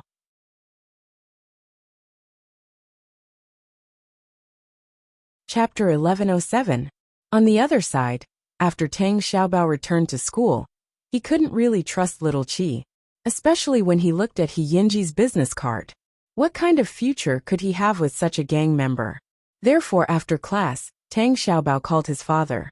Dad, there's something I want to ask of you. Tang Yin was now the chief of the bureau, so he was naturally strict with his son. In his impression, Tang Xiaobao had never asked for his father's help, so he couldn't find a reason to refuse. Go ahead. Can you do a good investigation on He Yinji? He's a gangster, but he has a close relationship with little Qi. I don't want little Qi to regret it after being hurt. If this person has committed a crime, you must tell me immediately. He Yinji? Hearing these three words, Tang Yin was interested. He doesn't have a criminal record, but he has performed meritorious deeds. How is that possible? Tang Xiaobao scoffed on the other side of the phone. It's nothing. I'll keep an eye out. Tang Yin stopped the topic and comforted his son. Tang Xiaobao didn't notice anything else, so he simply hung up. However, on the other end of the phone, Tang Yan's eyes were deep and hidden. He Yinji was an interesting person. The younger generation would surpass the older. Speaking of little Qi, it was a critical moment for the college entrance examination. However, as the daughter of the richest man in Jianchuan, it seemed that little Qi didn't need to worry about the future. When Yanjun saw this, she was very envious. How good would it be if I were you? No matter how many points you score in the exam, your family has a gold mine. Speaking of which, do you really not have any job in particular that you want to do? I want to be a big shots woman, little Qi answered with a book in her hand. Screw you. You're already one now. I'm asking a serious question. Yinjin didn't know whether to laugh or cry. She leaned on Little Chi's arm. Think about it carefully. Otherwise, what's the point of living? After hearing Yinjin's words, Little Chi thought about it seriously for a moment, and then fell into deep thought. There are only 2 months left before the college entrance examination. It seems that it's too late. Little Chi thought about it carefully. Ever since she was born, she had never had any ambitions. She didn't have her mother's dedication, nor did she have her father's extreme intelligence. What was she living for? Little Chi thought about it all afternoon, but there was no answer until she saw Yinji at the school gate. Yinji opened the car door and saw that she was absent-minded, so he waited until she got in the car before asking, "What are you thinking about? You're so engrossed." I'm going to take the college entrance examination soon, but I don't know what to do in the future." Little Chi replied in distress. "I seem to be very ordinary and can't do anything big." After Yinji heard this, he understood. It turned out that his little girl was distressed because of this. "Lil Wan, actually, you are the cleverest and smartest girl I've ever met. Since you don't know what you like, then, let me set a goal for you. How about that? Didn't you regret leaving school?" Little Chi was afraid that Yinji would be sensitive when she mentioned this question. "Regret is the most useless thing. Why do you regret it?" Yinji answered without thinking. The smile on his lips was endless. "Go to Xingting. Didn't your parents come from there? You really think highly of me." Little Chi couldn't help but laugh. "I'll teach you. Don't forget, I once tutored you in your homework," Yinji said solemnly.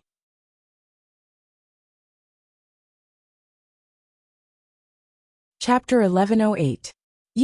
It wasn't that Little Chi didn't believe him, but he hadn't been to school for 5 years. He was afraid that he had forgotten the contents of the textbook. Yinji smiled mysteriously and didn't explain. He brought Little Chi back to the hotel. "Ji Chu, knock on the door again at dinner time," Yinji instructed Ji Chu when he led Little Chi into the room. Ji Chu nodded and winked at Yinji. "Brother, don't worry. Just enjoy the two of you." Not only that, but Ji Chu also consciously closed the door for the two of them. After entering the room, Yinji directly placed Little Chi's school bag on the sofa. Then he pulled her to sit on his lap and put her arms around his neck. "Did you miss me?" Little Chi's heart immediately raced, and her face immediately flushed red. However, she didn't hide her feelings and replied, "Yes." Yinji was very satisfied with her answer. He directly pinched her chin and kissed her gently. It was this kind of feeling, this kind of soft feeling, that made Little Chi worry about it for the whole day. Unknowingly, the two of them had fallen in love, and the kiss became more and more intense. At this moment in the huge room, there was only the sound of the two of them sucking each other. After a long while, Yinji finally let go of Little Chi. "I really want to eat you now." Little Chi hugged Yinji tightly and was trying her best to calm down her distracting thoughts. However, after a while, she felt that she had failed, so she whispered in Yinji's ear, "I want to eat you too." Yinji was stunned. He coughed lightly and quickly said to Little Chi, "Do your homework. You have the heart, but you don't have the guts." Little Chi got up from his body and couldn't help but mutter. Yinji was a little helpless. "It's precisely because it's you that I don't want to be casual." Little Chi knew that he was doing this for the future, so she picked up her school bag and sat down by the coffee table. "Come here. Aren't you going to teach?" Yinji stood up and sat down behind Little Chi. He wrapped his arms around her. "Are you still partial to subjects now?" "I'm not partial anymore. In the few years that you were gone, I wrote love letters to many boys, so I practiced it." Little Chi snorted. "That's really a good idea. Are you sure it's a few boys? Why didn't you write it in your diary?" Yinji saw through her at a glance. Little Chi turned her head and looked at the man behind her. She was a little awkward. "Why did you have to expose me?" Yinji laughed silently and kissed the back of Little Chi's head.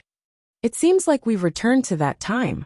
Little Chi thought he was joking, so she really handed the math problem that she didn't understand to Yinji. "Can you solve it?" Yinji took the textbook and glanced at it.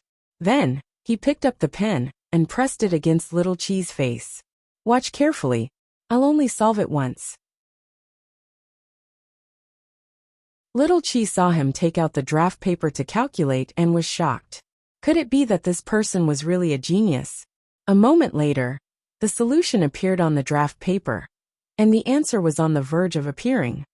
You're a gangster. How do you know how to do mathematics? What? Can a hooligan not be cultured? Yenji smiled as he held her hand and returned the pen to her. Even if it's for you, I will never let myself fall. Little Chi's heart trembled. I can't let the gap between me and you be too big. Yenji's words sounded casual, but no one knew what kind of hard work he had put in behind the scenes. Little Chi couldn't help but lean into Yenji's arms. She was full of skills when it came to romantic words. It's okay, I don't mind. Anyway, in the future I'll follow you.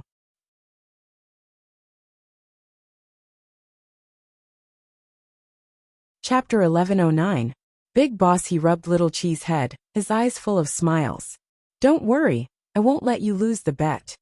Next, it was really homework tutoring. Little Chi looked at Yenji with a hint of admiration in her eyes. What you say is easier to understand than what the teacher says. You're comparing me to the old witch?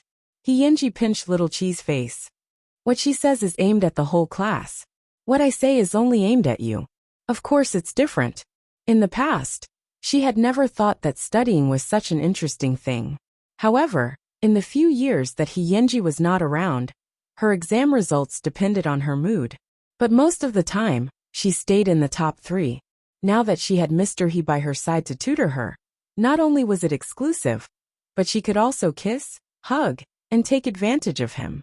For the past 2 months, she had to have Yenji tutor her every day. However, good times always passed quickly. Because it was time for dinner, Little Chi stayed at the hotel. After accompanying Yenji for dinner, he sent her back to the Banyan courtyard.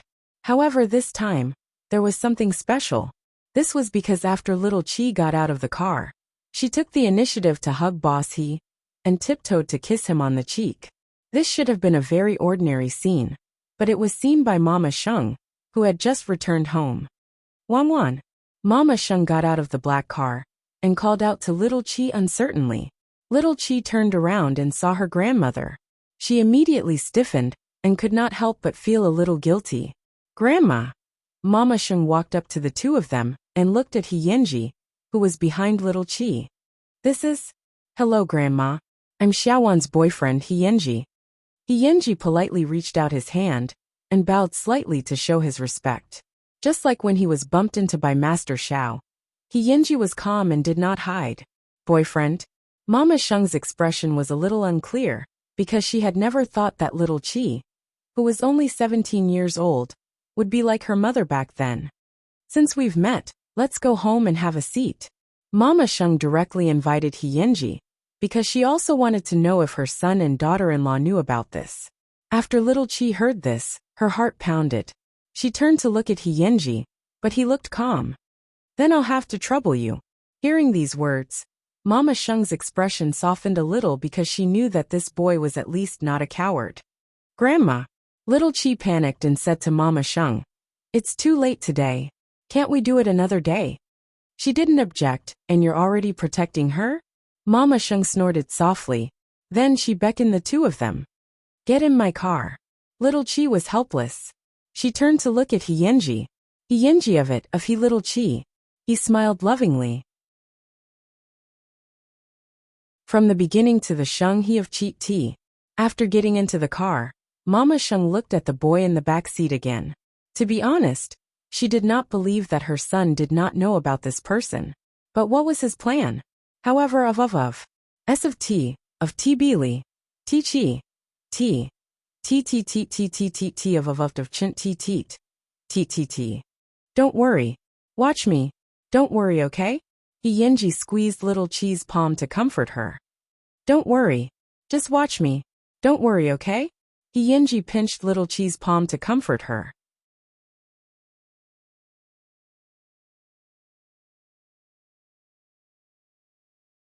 Chapter 1110. Soon they entered the house. Yenji took a deep breath. It was impossible for him not to be nervous. After all, the Sheng family was not an ordinary family. However, Since it was his first time visiting, he could not panic and disappoint Lil Wan's family. Therefore, even if he had to brace himself, he had to suppress the panic in his heart. Please come in. At that moment, Sheng Xiao was at home. After taking a shower, he was dressed in home clothes that wrapped around his muscular body. It was impossible to tell his age at all. He saw that Sheng Xiao was in the living room on a video call. When he realized that Mama Sheng had let someone in, he was interested and told Su Che to postpone the video call. Dad. Little Qi held He Yinji's hand and walked nervously to Sheng Xiao. She called out timidly, Uncle. He Yinji was extremely calm and respectful toward Sheng Xiao. Mama Sheng stood at the side and carefully observed He Yinji. This was because when ordinary people saw their son, especially when Sheng Xiao was unsmiling, his expression was not angry, but it gave people a strong sense of oppression. Ordinary people would naturally be afraid and retreat when they saw him. However, this kid in front of her did not show any signs of fear. What kind of background did he have? Have you eaten? Sheng Xiao turned off the computer and asked the two of them. His tone was calm, as if he was not surprised at all. Eat it. Little Qi quickly replied. He tutored me with my homework. As a thank you gift, I accompanied him for dinner. There's no need to be reserved in front of me. I won't ask you to do anything. Master Xiao looked like a reasonable and kind father. He could even be said to be gentle and easygoing. However, only He Yinji knew that there was still a second half hidden in Master Xiao's heart. That was, as long as he made a mistake, did not cherish the opportunity to be with Little Qi, or let Little Qi suffer any harm, Master Xiao would record it for him. Eighth brother, what's going on? Mama Sheng couldn't stand it anymore. She sat on the sofa and asked. It didn't look like they were meeting for the first time. You guys go up and play. Sheng Xiao asked Miki to show He Yinji around. His intention was to send the two of them away, so that they would not be embarrassed. Let's go to my room. Little Qi couldn't wait. After saying that, she held He Yinji's hand and hurried upstairs. Eighth brother, this child, is Wanwan's classmate? Where did he come from? How could you allow them to be together? Wanwan is only 17 years old. Mom, I tacitly agreed to this. I know what I'm doing. Sheng Xiao answered Mama Sheng seriously. You don't believe in my judgment? So, you know He Yinji very well? Mama Sheng's expression softened a little. If I don't let your granddaughter worry about me for 5 years, she will do even more outrageous things in the future. Then what does his family do? Mama Sheng continued to ask, afraid that Little Qi would lead the child astray. Sheng Xiao did not hide anything, and told Mama Sheng everything about He Yinji's family background. After Mama Sheng heard this, she both sympathized with He Yinji and felt that he was in danger. Are you really at ease to join the underworld at such a young age? Won't we know if we keep walking? Sheng Xiao still had a carefree attitude because he knew very well that if Little Qi didn't really like He Yinji, then the two of them would separate on their own before long. Life and feelings needed to be felt and experienced by the people involved. Bystanders, even parents, did not have the right to interfere. Back then, I thought that when Wanwan reached the age of dating, you would definitely strongly oppose and stop her. Once you found out that there was such a daring boy, you would definitely make him disappear from the face of the earth.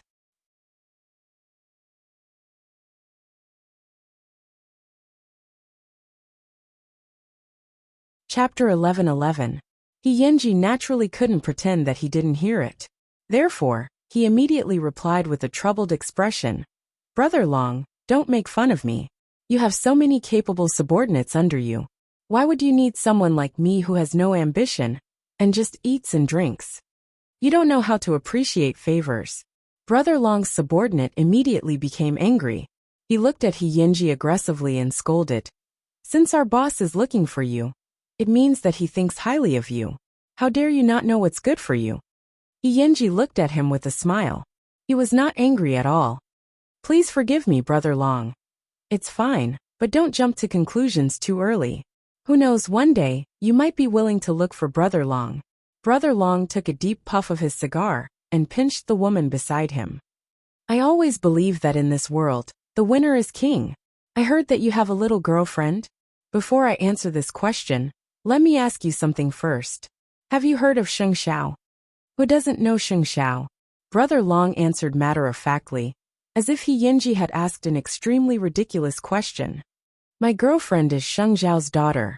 If she offends you in the future, I hope you can forgive her. He Yinji gave Brother Long a warning in advance. He wasn't trying to show off, but to remind him that some people could be touched, and some people couldn't. After Brother Long heard this, there was an obvious change in his expression. He had indeed wanted to start with He Yinji's girlfriend at the beginning, but it seemed that it wouldn't work now. Not only that, but it had become even more complicated for him to rope He Yinji in. Brother Long, this kid dares to look down on you because he's bold. Brother Long's subordinate was a little unconvinced. What kind of amazing person was he? Why couldn't he touch him? At that moment, the voice of Brother Long's subordinate came from outside the private room. Brother Long, Brother Yang is here. So fast. Brother Long looked at He Yinji with interest. It seems that I really can't underestimate your loyalty. He Yinji couldn't deny it. Soon, the familiar laughter reached their ears. Then the door of the private room was pushed open. He Yinji turned around and saw his boss. He quickly stood up to welcome him. Brother Yang, if I had come a little later, would my left arm have been chopped off by someone? Brother Yang waved his hand and sat down next to He Yinji. Long Xiao, it's not nice of you to do this, right? Old Westerner, your man is indeed extraordinary. I asked him to help me, but he rejected me. Brother Dragon laughed. I'm so jealous of you. You don't have to be envious. This is my brother, who has gone through life and death with me. Naturally, he can't be with you. Today I will make it clear. Don't have any ideas about Yinji. I will fight you to the death. The two of them made their attitudes clear in their jokes.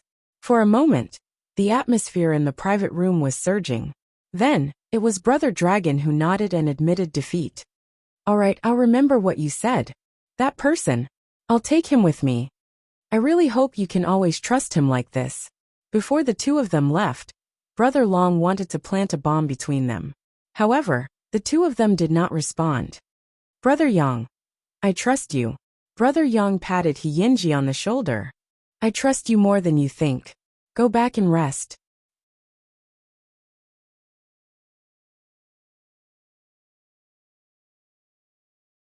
Chapter 11-12. After He Yinji sent Brother Yang away, he got into his car. Inside the car, Ji Chu was already ready to go out. Brother He, this Brother Long isn't as scary as I imagined. He Yinji glanced at Ji Chu from the rearview mirror and said, Do you believe it? Tonight you're their target. Why? Because I've made it clear that your sister-in-law is the daughter of the Sheng family. That Long guy won't dare to do anything to your sister-in-law. And you're the only one left by my side. How safe do you think you'll be? He Yinji explained to Ji Chu very seriously. Sleep in my room tonight. Is it really necessary? You can install a camera in your room to see. He Yinji answered him with a serious expression. All these years, Jinshuan has been suppressed by Zhongting, so all the gangs didn't dare to go overboard. Over time they retreated from the banditry that gangs should have. Even Brother Yang rarely got involved in things that risked his life. But this Brother Long is different. This Brother Long has killed people before. Hearing the word people, Ji Chu was stunned for a moment. He obviously understood the seriousness of the matter. However, the two of them did not expect that when they rushed back to the hotel, He Yinji would find that their room had been carefully decorated. The room was lit with incense and candles, and there were roses everywhere on the table and bed. There was also an exquisite cake on the coffee table. Brother He, this. While the two of them were surprised, little Chi walked out of the bedroom wearing He Yinji's shirt. He Yinji's face turned green, and Ji Chu immediately turned his head. This was his sister-in-law. He didn't dare to blaspheme her. Seeing this, He Yinji quickly pushed little Chi back into the bedroom. Why are you here? I just wanted to give you a surprise. It seems like you were frightened, right? Little Chi quickly wrapped her clothes around herself. He Yinji couldn't help but hold little Chi in his arms. He could have enjoyed the two of them tonight, but now he had to ensure Ji Chu's safety. So before little Chi took off her shirt, He covered Little Chi's head and kissed her on the head. I'm sorry, Xiaowan. I might not be able to have a romantic night tonight, because I have to bring a third wheel. What's going on? Little Chi took off the shirt and asked. Jichu might be in danger, so I let him sleep in the guest room. That's easy. Just chase him back to his room, Little Chi said bluntly. Tonight? Alright, I got it. You're not in the mood for romance. Little Chi could tell from his eyes that since Jichu was in danger, he naturally wouldn't stand by and do nothing. You sleep first. I'll be in the living room, okay? Yinji held Little Chi's face and kissed her. Will you go back to your room? It depends. I'll guard you guys. After Yinji said that, he patted Little Chi's face again, turned around, and walked out of the bedroom. Jichu was outside the door. When he saw everything that Little Chi had set up, he felt guilty and said to Yinji, Brother why don't I go back to my room? Sister-in-law spent a lot of effort to decorate it. It's not good to ruin it.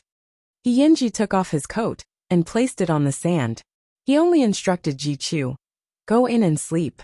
You have no right to ask about anything else. Alright. Jichu felt as if he had destroyed Yinji's wedding night. He felt very guilty. However, he didn't dare to disobey Yinji's orders, so he could only enter the guest room with a guilty conscience. When Yinji saw this, he went out alone and went to the next room to make some arrangements. Then, he returned to the living room and lay down on the sand.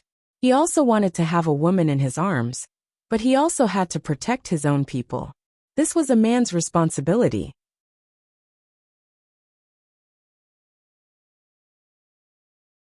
Chapter 11:13. However, some people were destined to be dishonest, especially in the middle of the night. She went straight out of the bedroom and quietly squatted beside Yinji. In the darkness, Yinji was very vigilant. He felt a black shadow in front of him, so he got up and pressed the other party to the sand. Little Chi quickly patted the sand in pain. It's me. After Yinji heard this, he let go of his hand, but he still pressed down on Little Chi. What are you doing out here in the middle of the night? You're right outside. How can I sleep inside? Little Chi lay on the sand and let Yinji press down on her back. However, their posture was too ambiguous. Soon, Little Chi felt the change in the man's body temperature behind her. You still don't plan to let go of me? Yinji understood. He helped her up and placed her on the sand. You know it's dangerous, but you still came out. Are you referring to yourself by the danger you're talking about? I think you're the one who's plotting against me. Little Chi raised her head and looked at Yinji. There was only a weak light coming in from the window, but Yinji seemed to see Little Chi's proud expression. Why are you still making a fuss if you know? Yinji took the opportunity to pinch her slender waist. Yinji, if someone wants us to separate, and their attitude is very firm, what would you do? Little Chi suddenly asked Yinji seriously. Yinji was silent for a few seconds. In the darkness, he pinched Little Chi's palm. I want to ask you this too. After all, from my point of view, you have many better choices. Answer me first. Little Chi was very persistent. Yinji fell into deep thought again. After pausing for a moment, he replied, Xiaowan, it's too shallow between us to talk about this anymore. What lifelong promise? I can't give you that long. I feel that only you can understand how strong the feelings in the depths of my heart are. Do you still need me to answer this question? You men are not likable at all. No matter how much you do, you don't like to say it out loud and let women know. Little Chi slowly moved closer to Yinji's arms and wrapped her arms around his waist. I'm not afraid that you'll give up on me. I just don't like you to be wronged, especially when those grievances were brought to you by my family. I'll feel even worse. Do you know something? Yinji keenly sensed Little Chi's emotions and the reason why she wanted to stay the night. I don't know anything. Jichu, that big mouth. How smart was Yinji? How could he be so easily fooled? You also know that Jichu is very loyal to you. I just casually interrogated him, and he confessed everything. Don't blame him. Besides, Little Chi raised her head and looked at Yinji's chin in the darkness. How can you have the nerve to talk about him? Why didn't you tell me about my grandma? Because I don't think it's a grievance. He hooked her chin and replied, "It's normal for your family to worry about you. But I can't see you being bullied." Little Chi took the opportunity to hold his hand. After He heard this, he couldn't help but laugh. He carried Little Chi on his legs and sat down. "I think you really don't know how dangerous you are. What did my grandmother say to you?" "Of course I should say it." He insisted on not revealing anything. "Anyway, she didn't object to us being together, so you have to continue to respect her." Little Chi opened her mouth and was about to answer. However, He suddenly covered Little Chi's mouth and shushed her.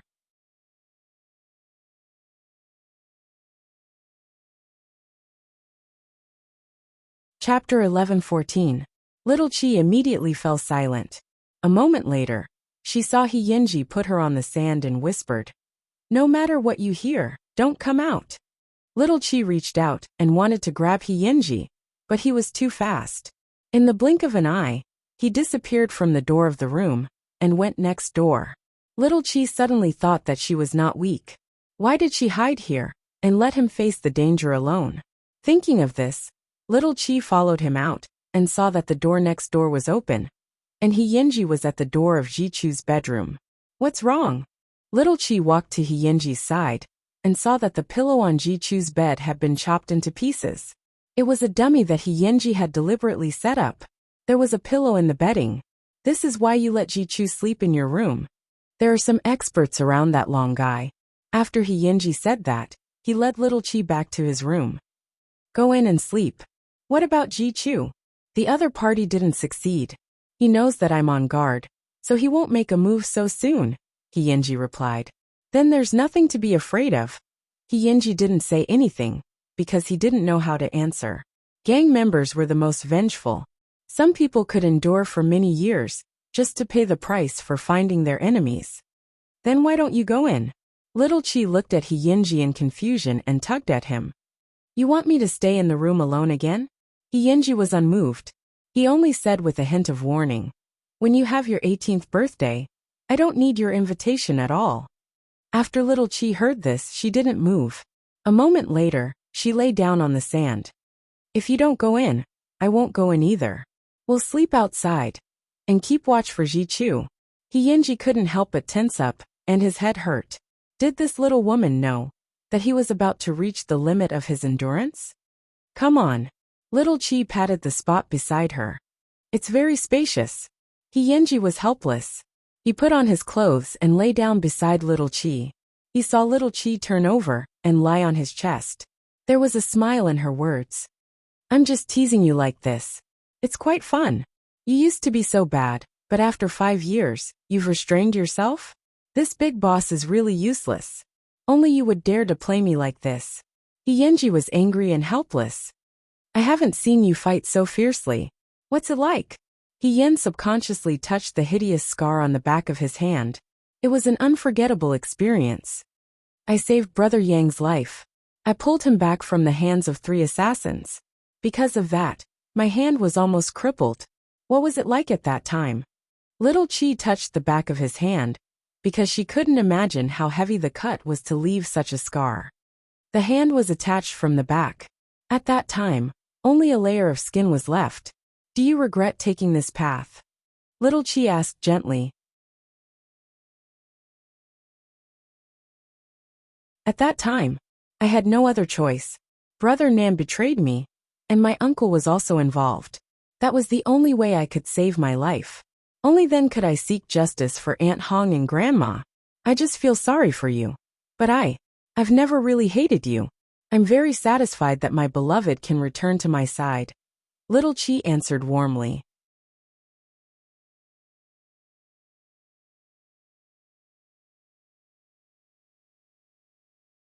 Chapter 11:15. Just like that, the young couple spent the night in the living room. The next morning, Jichu came out of the bedroom and saw He and Little Chi hugging each other and sleeping on the sofa. He quickly left He room quietly and returned next door. However, when he saw the pillow on the bed that had been chopped into a mess, he still had a lingering fear. As expected, Brother He's calculations were accurate. He knew that the man surnamed Long was not an ordinary person. However, He did not sleep well, because he soon received a call from Brother Yang. Something happened in the imperial court last night. Come and negotiate with the police. Got it, Brother Yang. He sat up from the sofa. Seeing that little Chi was sleeping soundly, he did not disturb her. He just looked at the time. It was only a little past 6, so he got up and went to the kitchen. After making breakfast, He turned to the second bedroom. Now that Ji Chu had already gone out, he had probably seen the tragic situation in the bed next door. This was also a reminder to him that he had to be careful in the future. However, this man surnamed Long could not be allowed to continue. At 7 o'clock in the morning, little Chi woke up from the sofa and found that He had already washed up and prepared breakfast. This was the first time little Chi had seen He wearing a leather coat. In addition, He was wearing black gloves. The man's handsome and cold aura was completely revealed on his body. Why could a man be so handsome in a leather coat? Are you stunned? He pulled out a chair for her and waved. Wash up. After breakfast, Ji Chu will send you to school. I have to go deal with something. Deal with what kind of thing?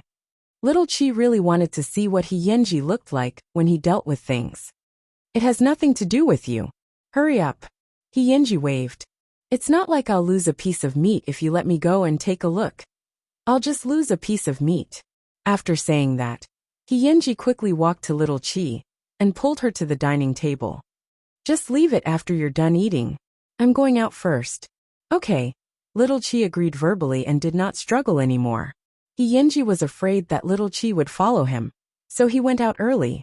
However, he had no idea that not long after he went out, little Chi quickly called Ji Chu and followed behind He. However, He was very vigilant, so Ji Chu didn't dare to get too close. In the end, he even lost him. Little Chi was a little distressed. According to this path, guess where your brother he went? Ji Chu thought about it and his eyes lit up. Imperial Dynasty. Hearing these two words, little Chi knew that it was the biggest nightclub in Jianchuan. Previously, Brother Nan was in charge of it, but this place had been taken back by He. He had already returned it to Brother Yang. Nothing good can come to this place so early in the morning. Sure enough, when the two of them arrived near the imperial court, they saw He standing at the entrance of the imperial court. At his feet was a corpse covered with a white cloth. There were police officers all around. When the current person in charge of the imperial court saw He appear, it was as if he had seen his savior. Brother you're finally here. What's going on? He asked solemnly. I don't know how, but he died in our imperial court. The police are investigating the cause. How are we going to do business like this? He squatted down, lifted the white cloth, took a look, and then covered it. You are the real person in charge of the imperial court? The police officer at the side sized He up and asked. Comrade police, is there a problem? He asked. There's a big problem. Wait for our forensic doctor's autopsy report. The police were unwilling to say more. They only asked the people of the imperial court to cooperate with the investigation. Moreover, it was impossible for them to open for business in the near future.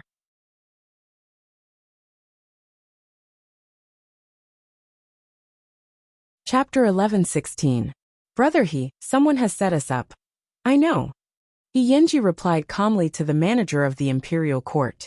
Go down and gather the information first. Prepare a copy of this person's information for me. Since the other party has already made a move, we can't be too passive. Also gather all the employees of the imperial court. I have questions to ask. Okay, I'll do it right away. But brother there's something that I'm very worried about. You know, the imperial court used to be Brother Nan's territory. There have been many dirty tricks done here in the past. If the police investigate, it might not be easy to explain. In the end, the manager was just a manager. He was afraid of taking responsibility. Even though he had just taken office, he had heard enough about the imperial court. I'm afraid that the imperial court might not be able to hold on. This isn't something you should worry about. He patted him on the shoulder.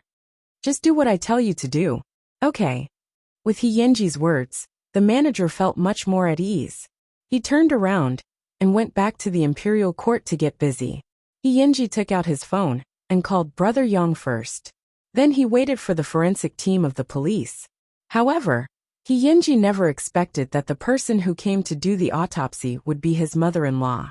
When Mu Qiqi appeared in front of the imperial court, even little Qi, who was hiding at the side, was shocked. It was a little awkward to meet under such circumstances. Mu Qiqi was not as relaxed as she was at home. When she arrived at the scene, she only glanced at He before squatting in front of the corpse. She put on rubber gloves and carefully examined it. The preliminary conclusion is that the victim died of asphyxiation. The time of death was between 2 and 4 in the morning. There were no obvious injuries on the body. We still need to collect samples for a poison test. I want to see the crime scene. Manager, bring the forensic doctor in.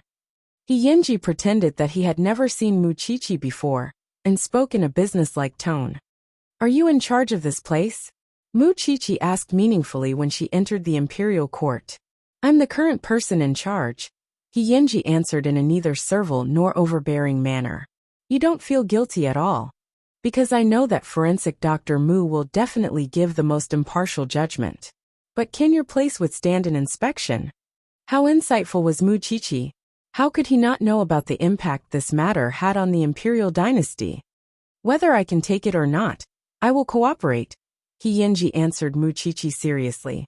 If you offend someone, you should deal with it immediately. I trust my daughter's judgment. Don't let me down. With that, Mu Qiqi led the forensic team into the crime scene. After He heard this, he followed her into the imperial court's private room. Outside the door, little Qi was lying under a big tree not far away. She was anxious. What did the two of them say? Her mother did not bully or make things difficult for He, did she? Half an hour later, Mu Qiqi left the private room with her team. When she left the imperial court, she said to He, I still need to examine the corpse further. Cooperate at any time. I won't let you down. Thank you, Auntie. Tisk, he's handsome no matter how I look at him. No wonder my daughter is so distracted. Don't bully her. When everyone heard about the relationship between Mu Qiqi and He, they were surprised. After all, He was a gangster. Everyone in the forensic team knew that. But how could Mu Qiqi dare to hand her daughter over to such an outlaw? Don't worry, Auntie. I cherish her very much. That's enough. See you later. With that, Mu Qiqi left with her team. At this time, someone in the team asked Mu Qiqi, Forensic Dr. Mu, this young man can't be your son-in-law, right?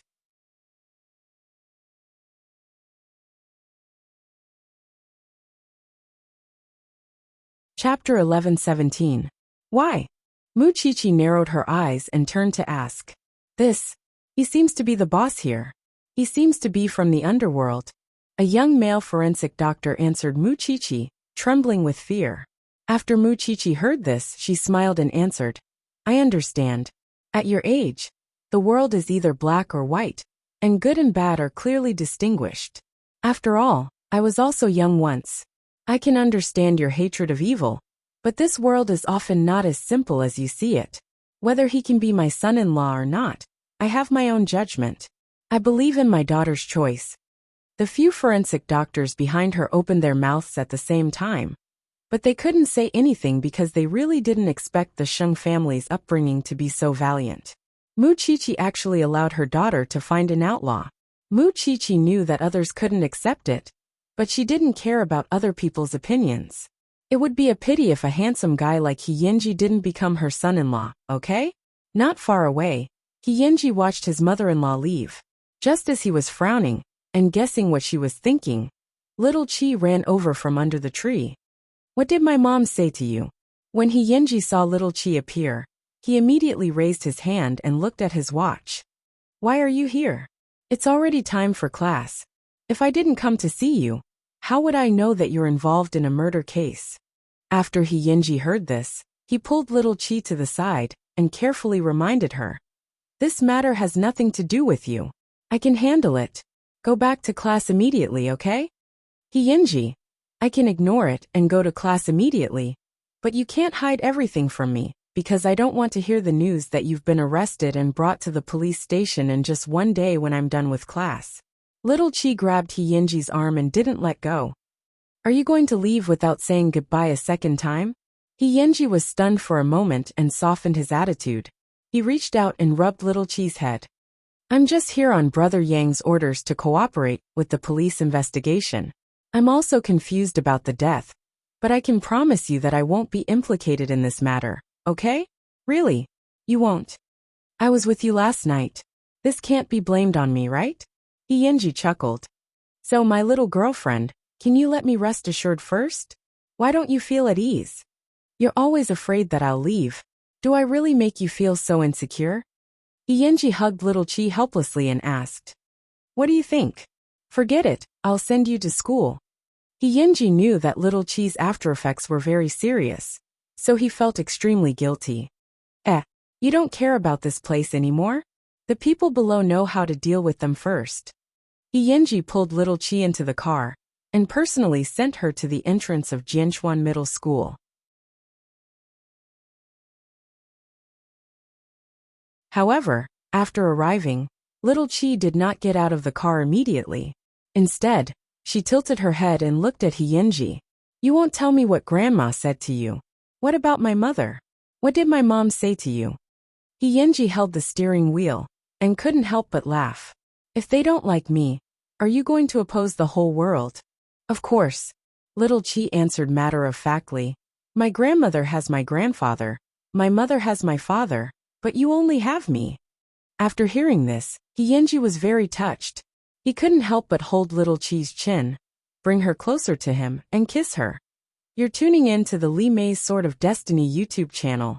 We're so grateful for your support, and don't forget to subscribe to join us on this incredible journey through captivating stories. Your generosity through donations truly makes a world of difference, as it's the primary source of revenue that allows me to expand and enhance this channel for you. Thank you from the bottom of my heart for being a part of this adventure.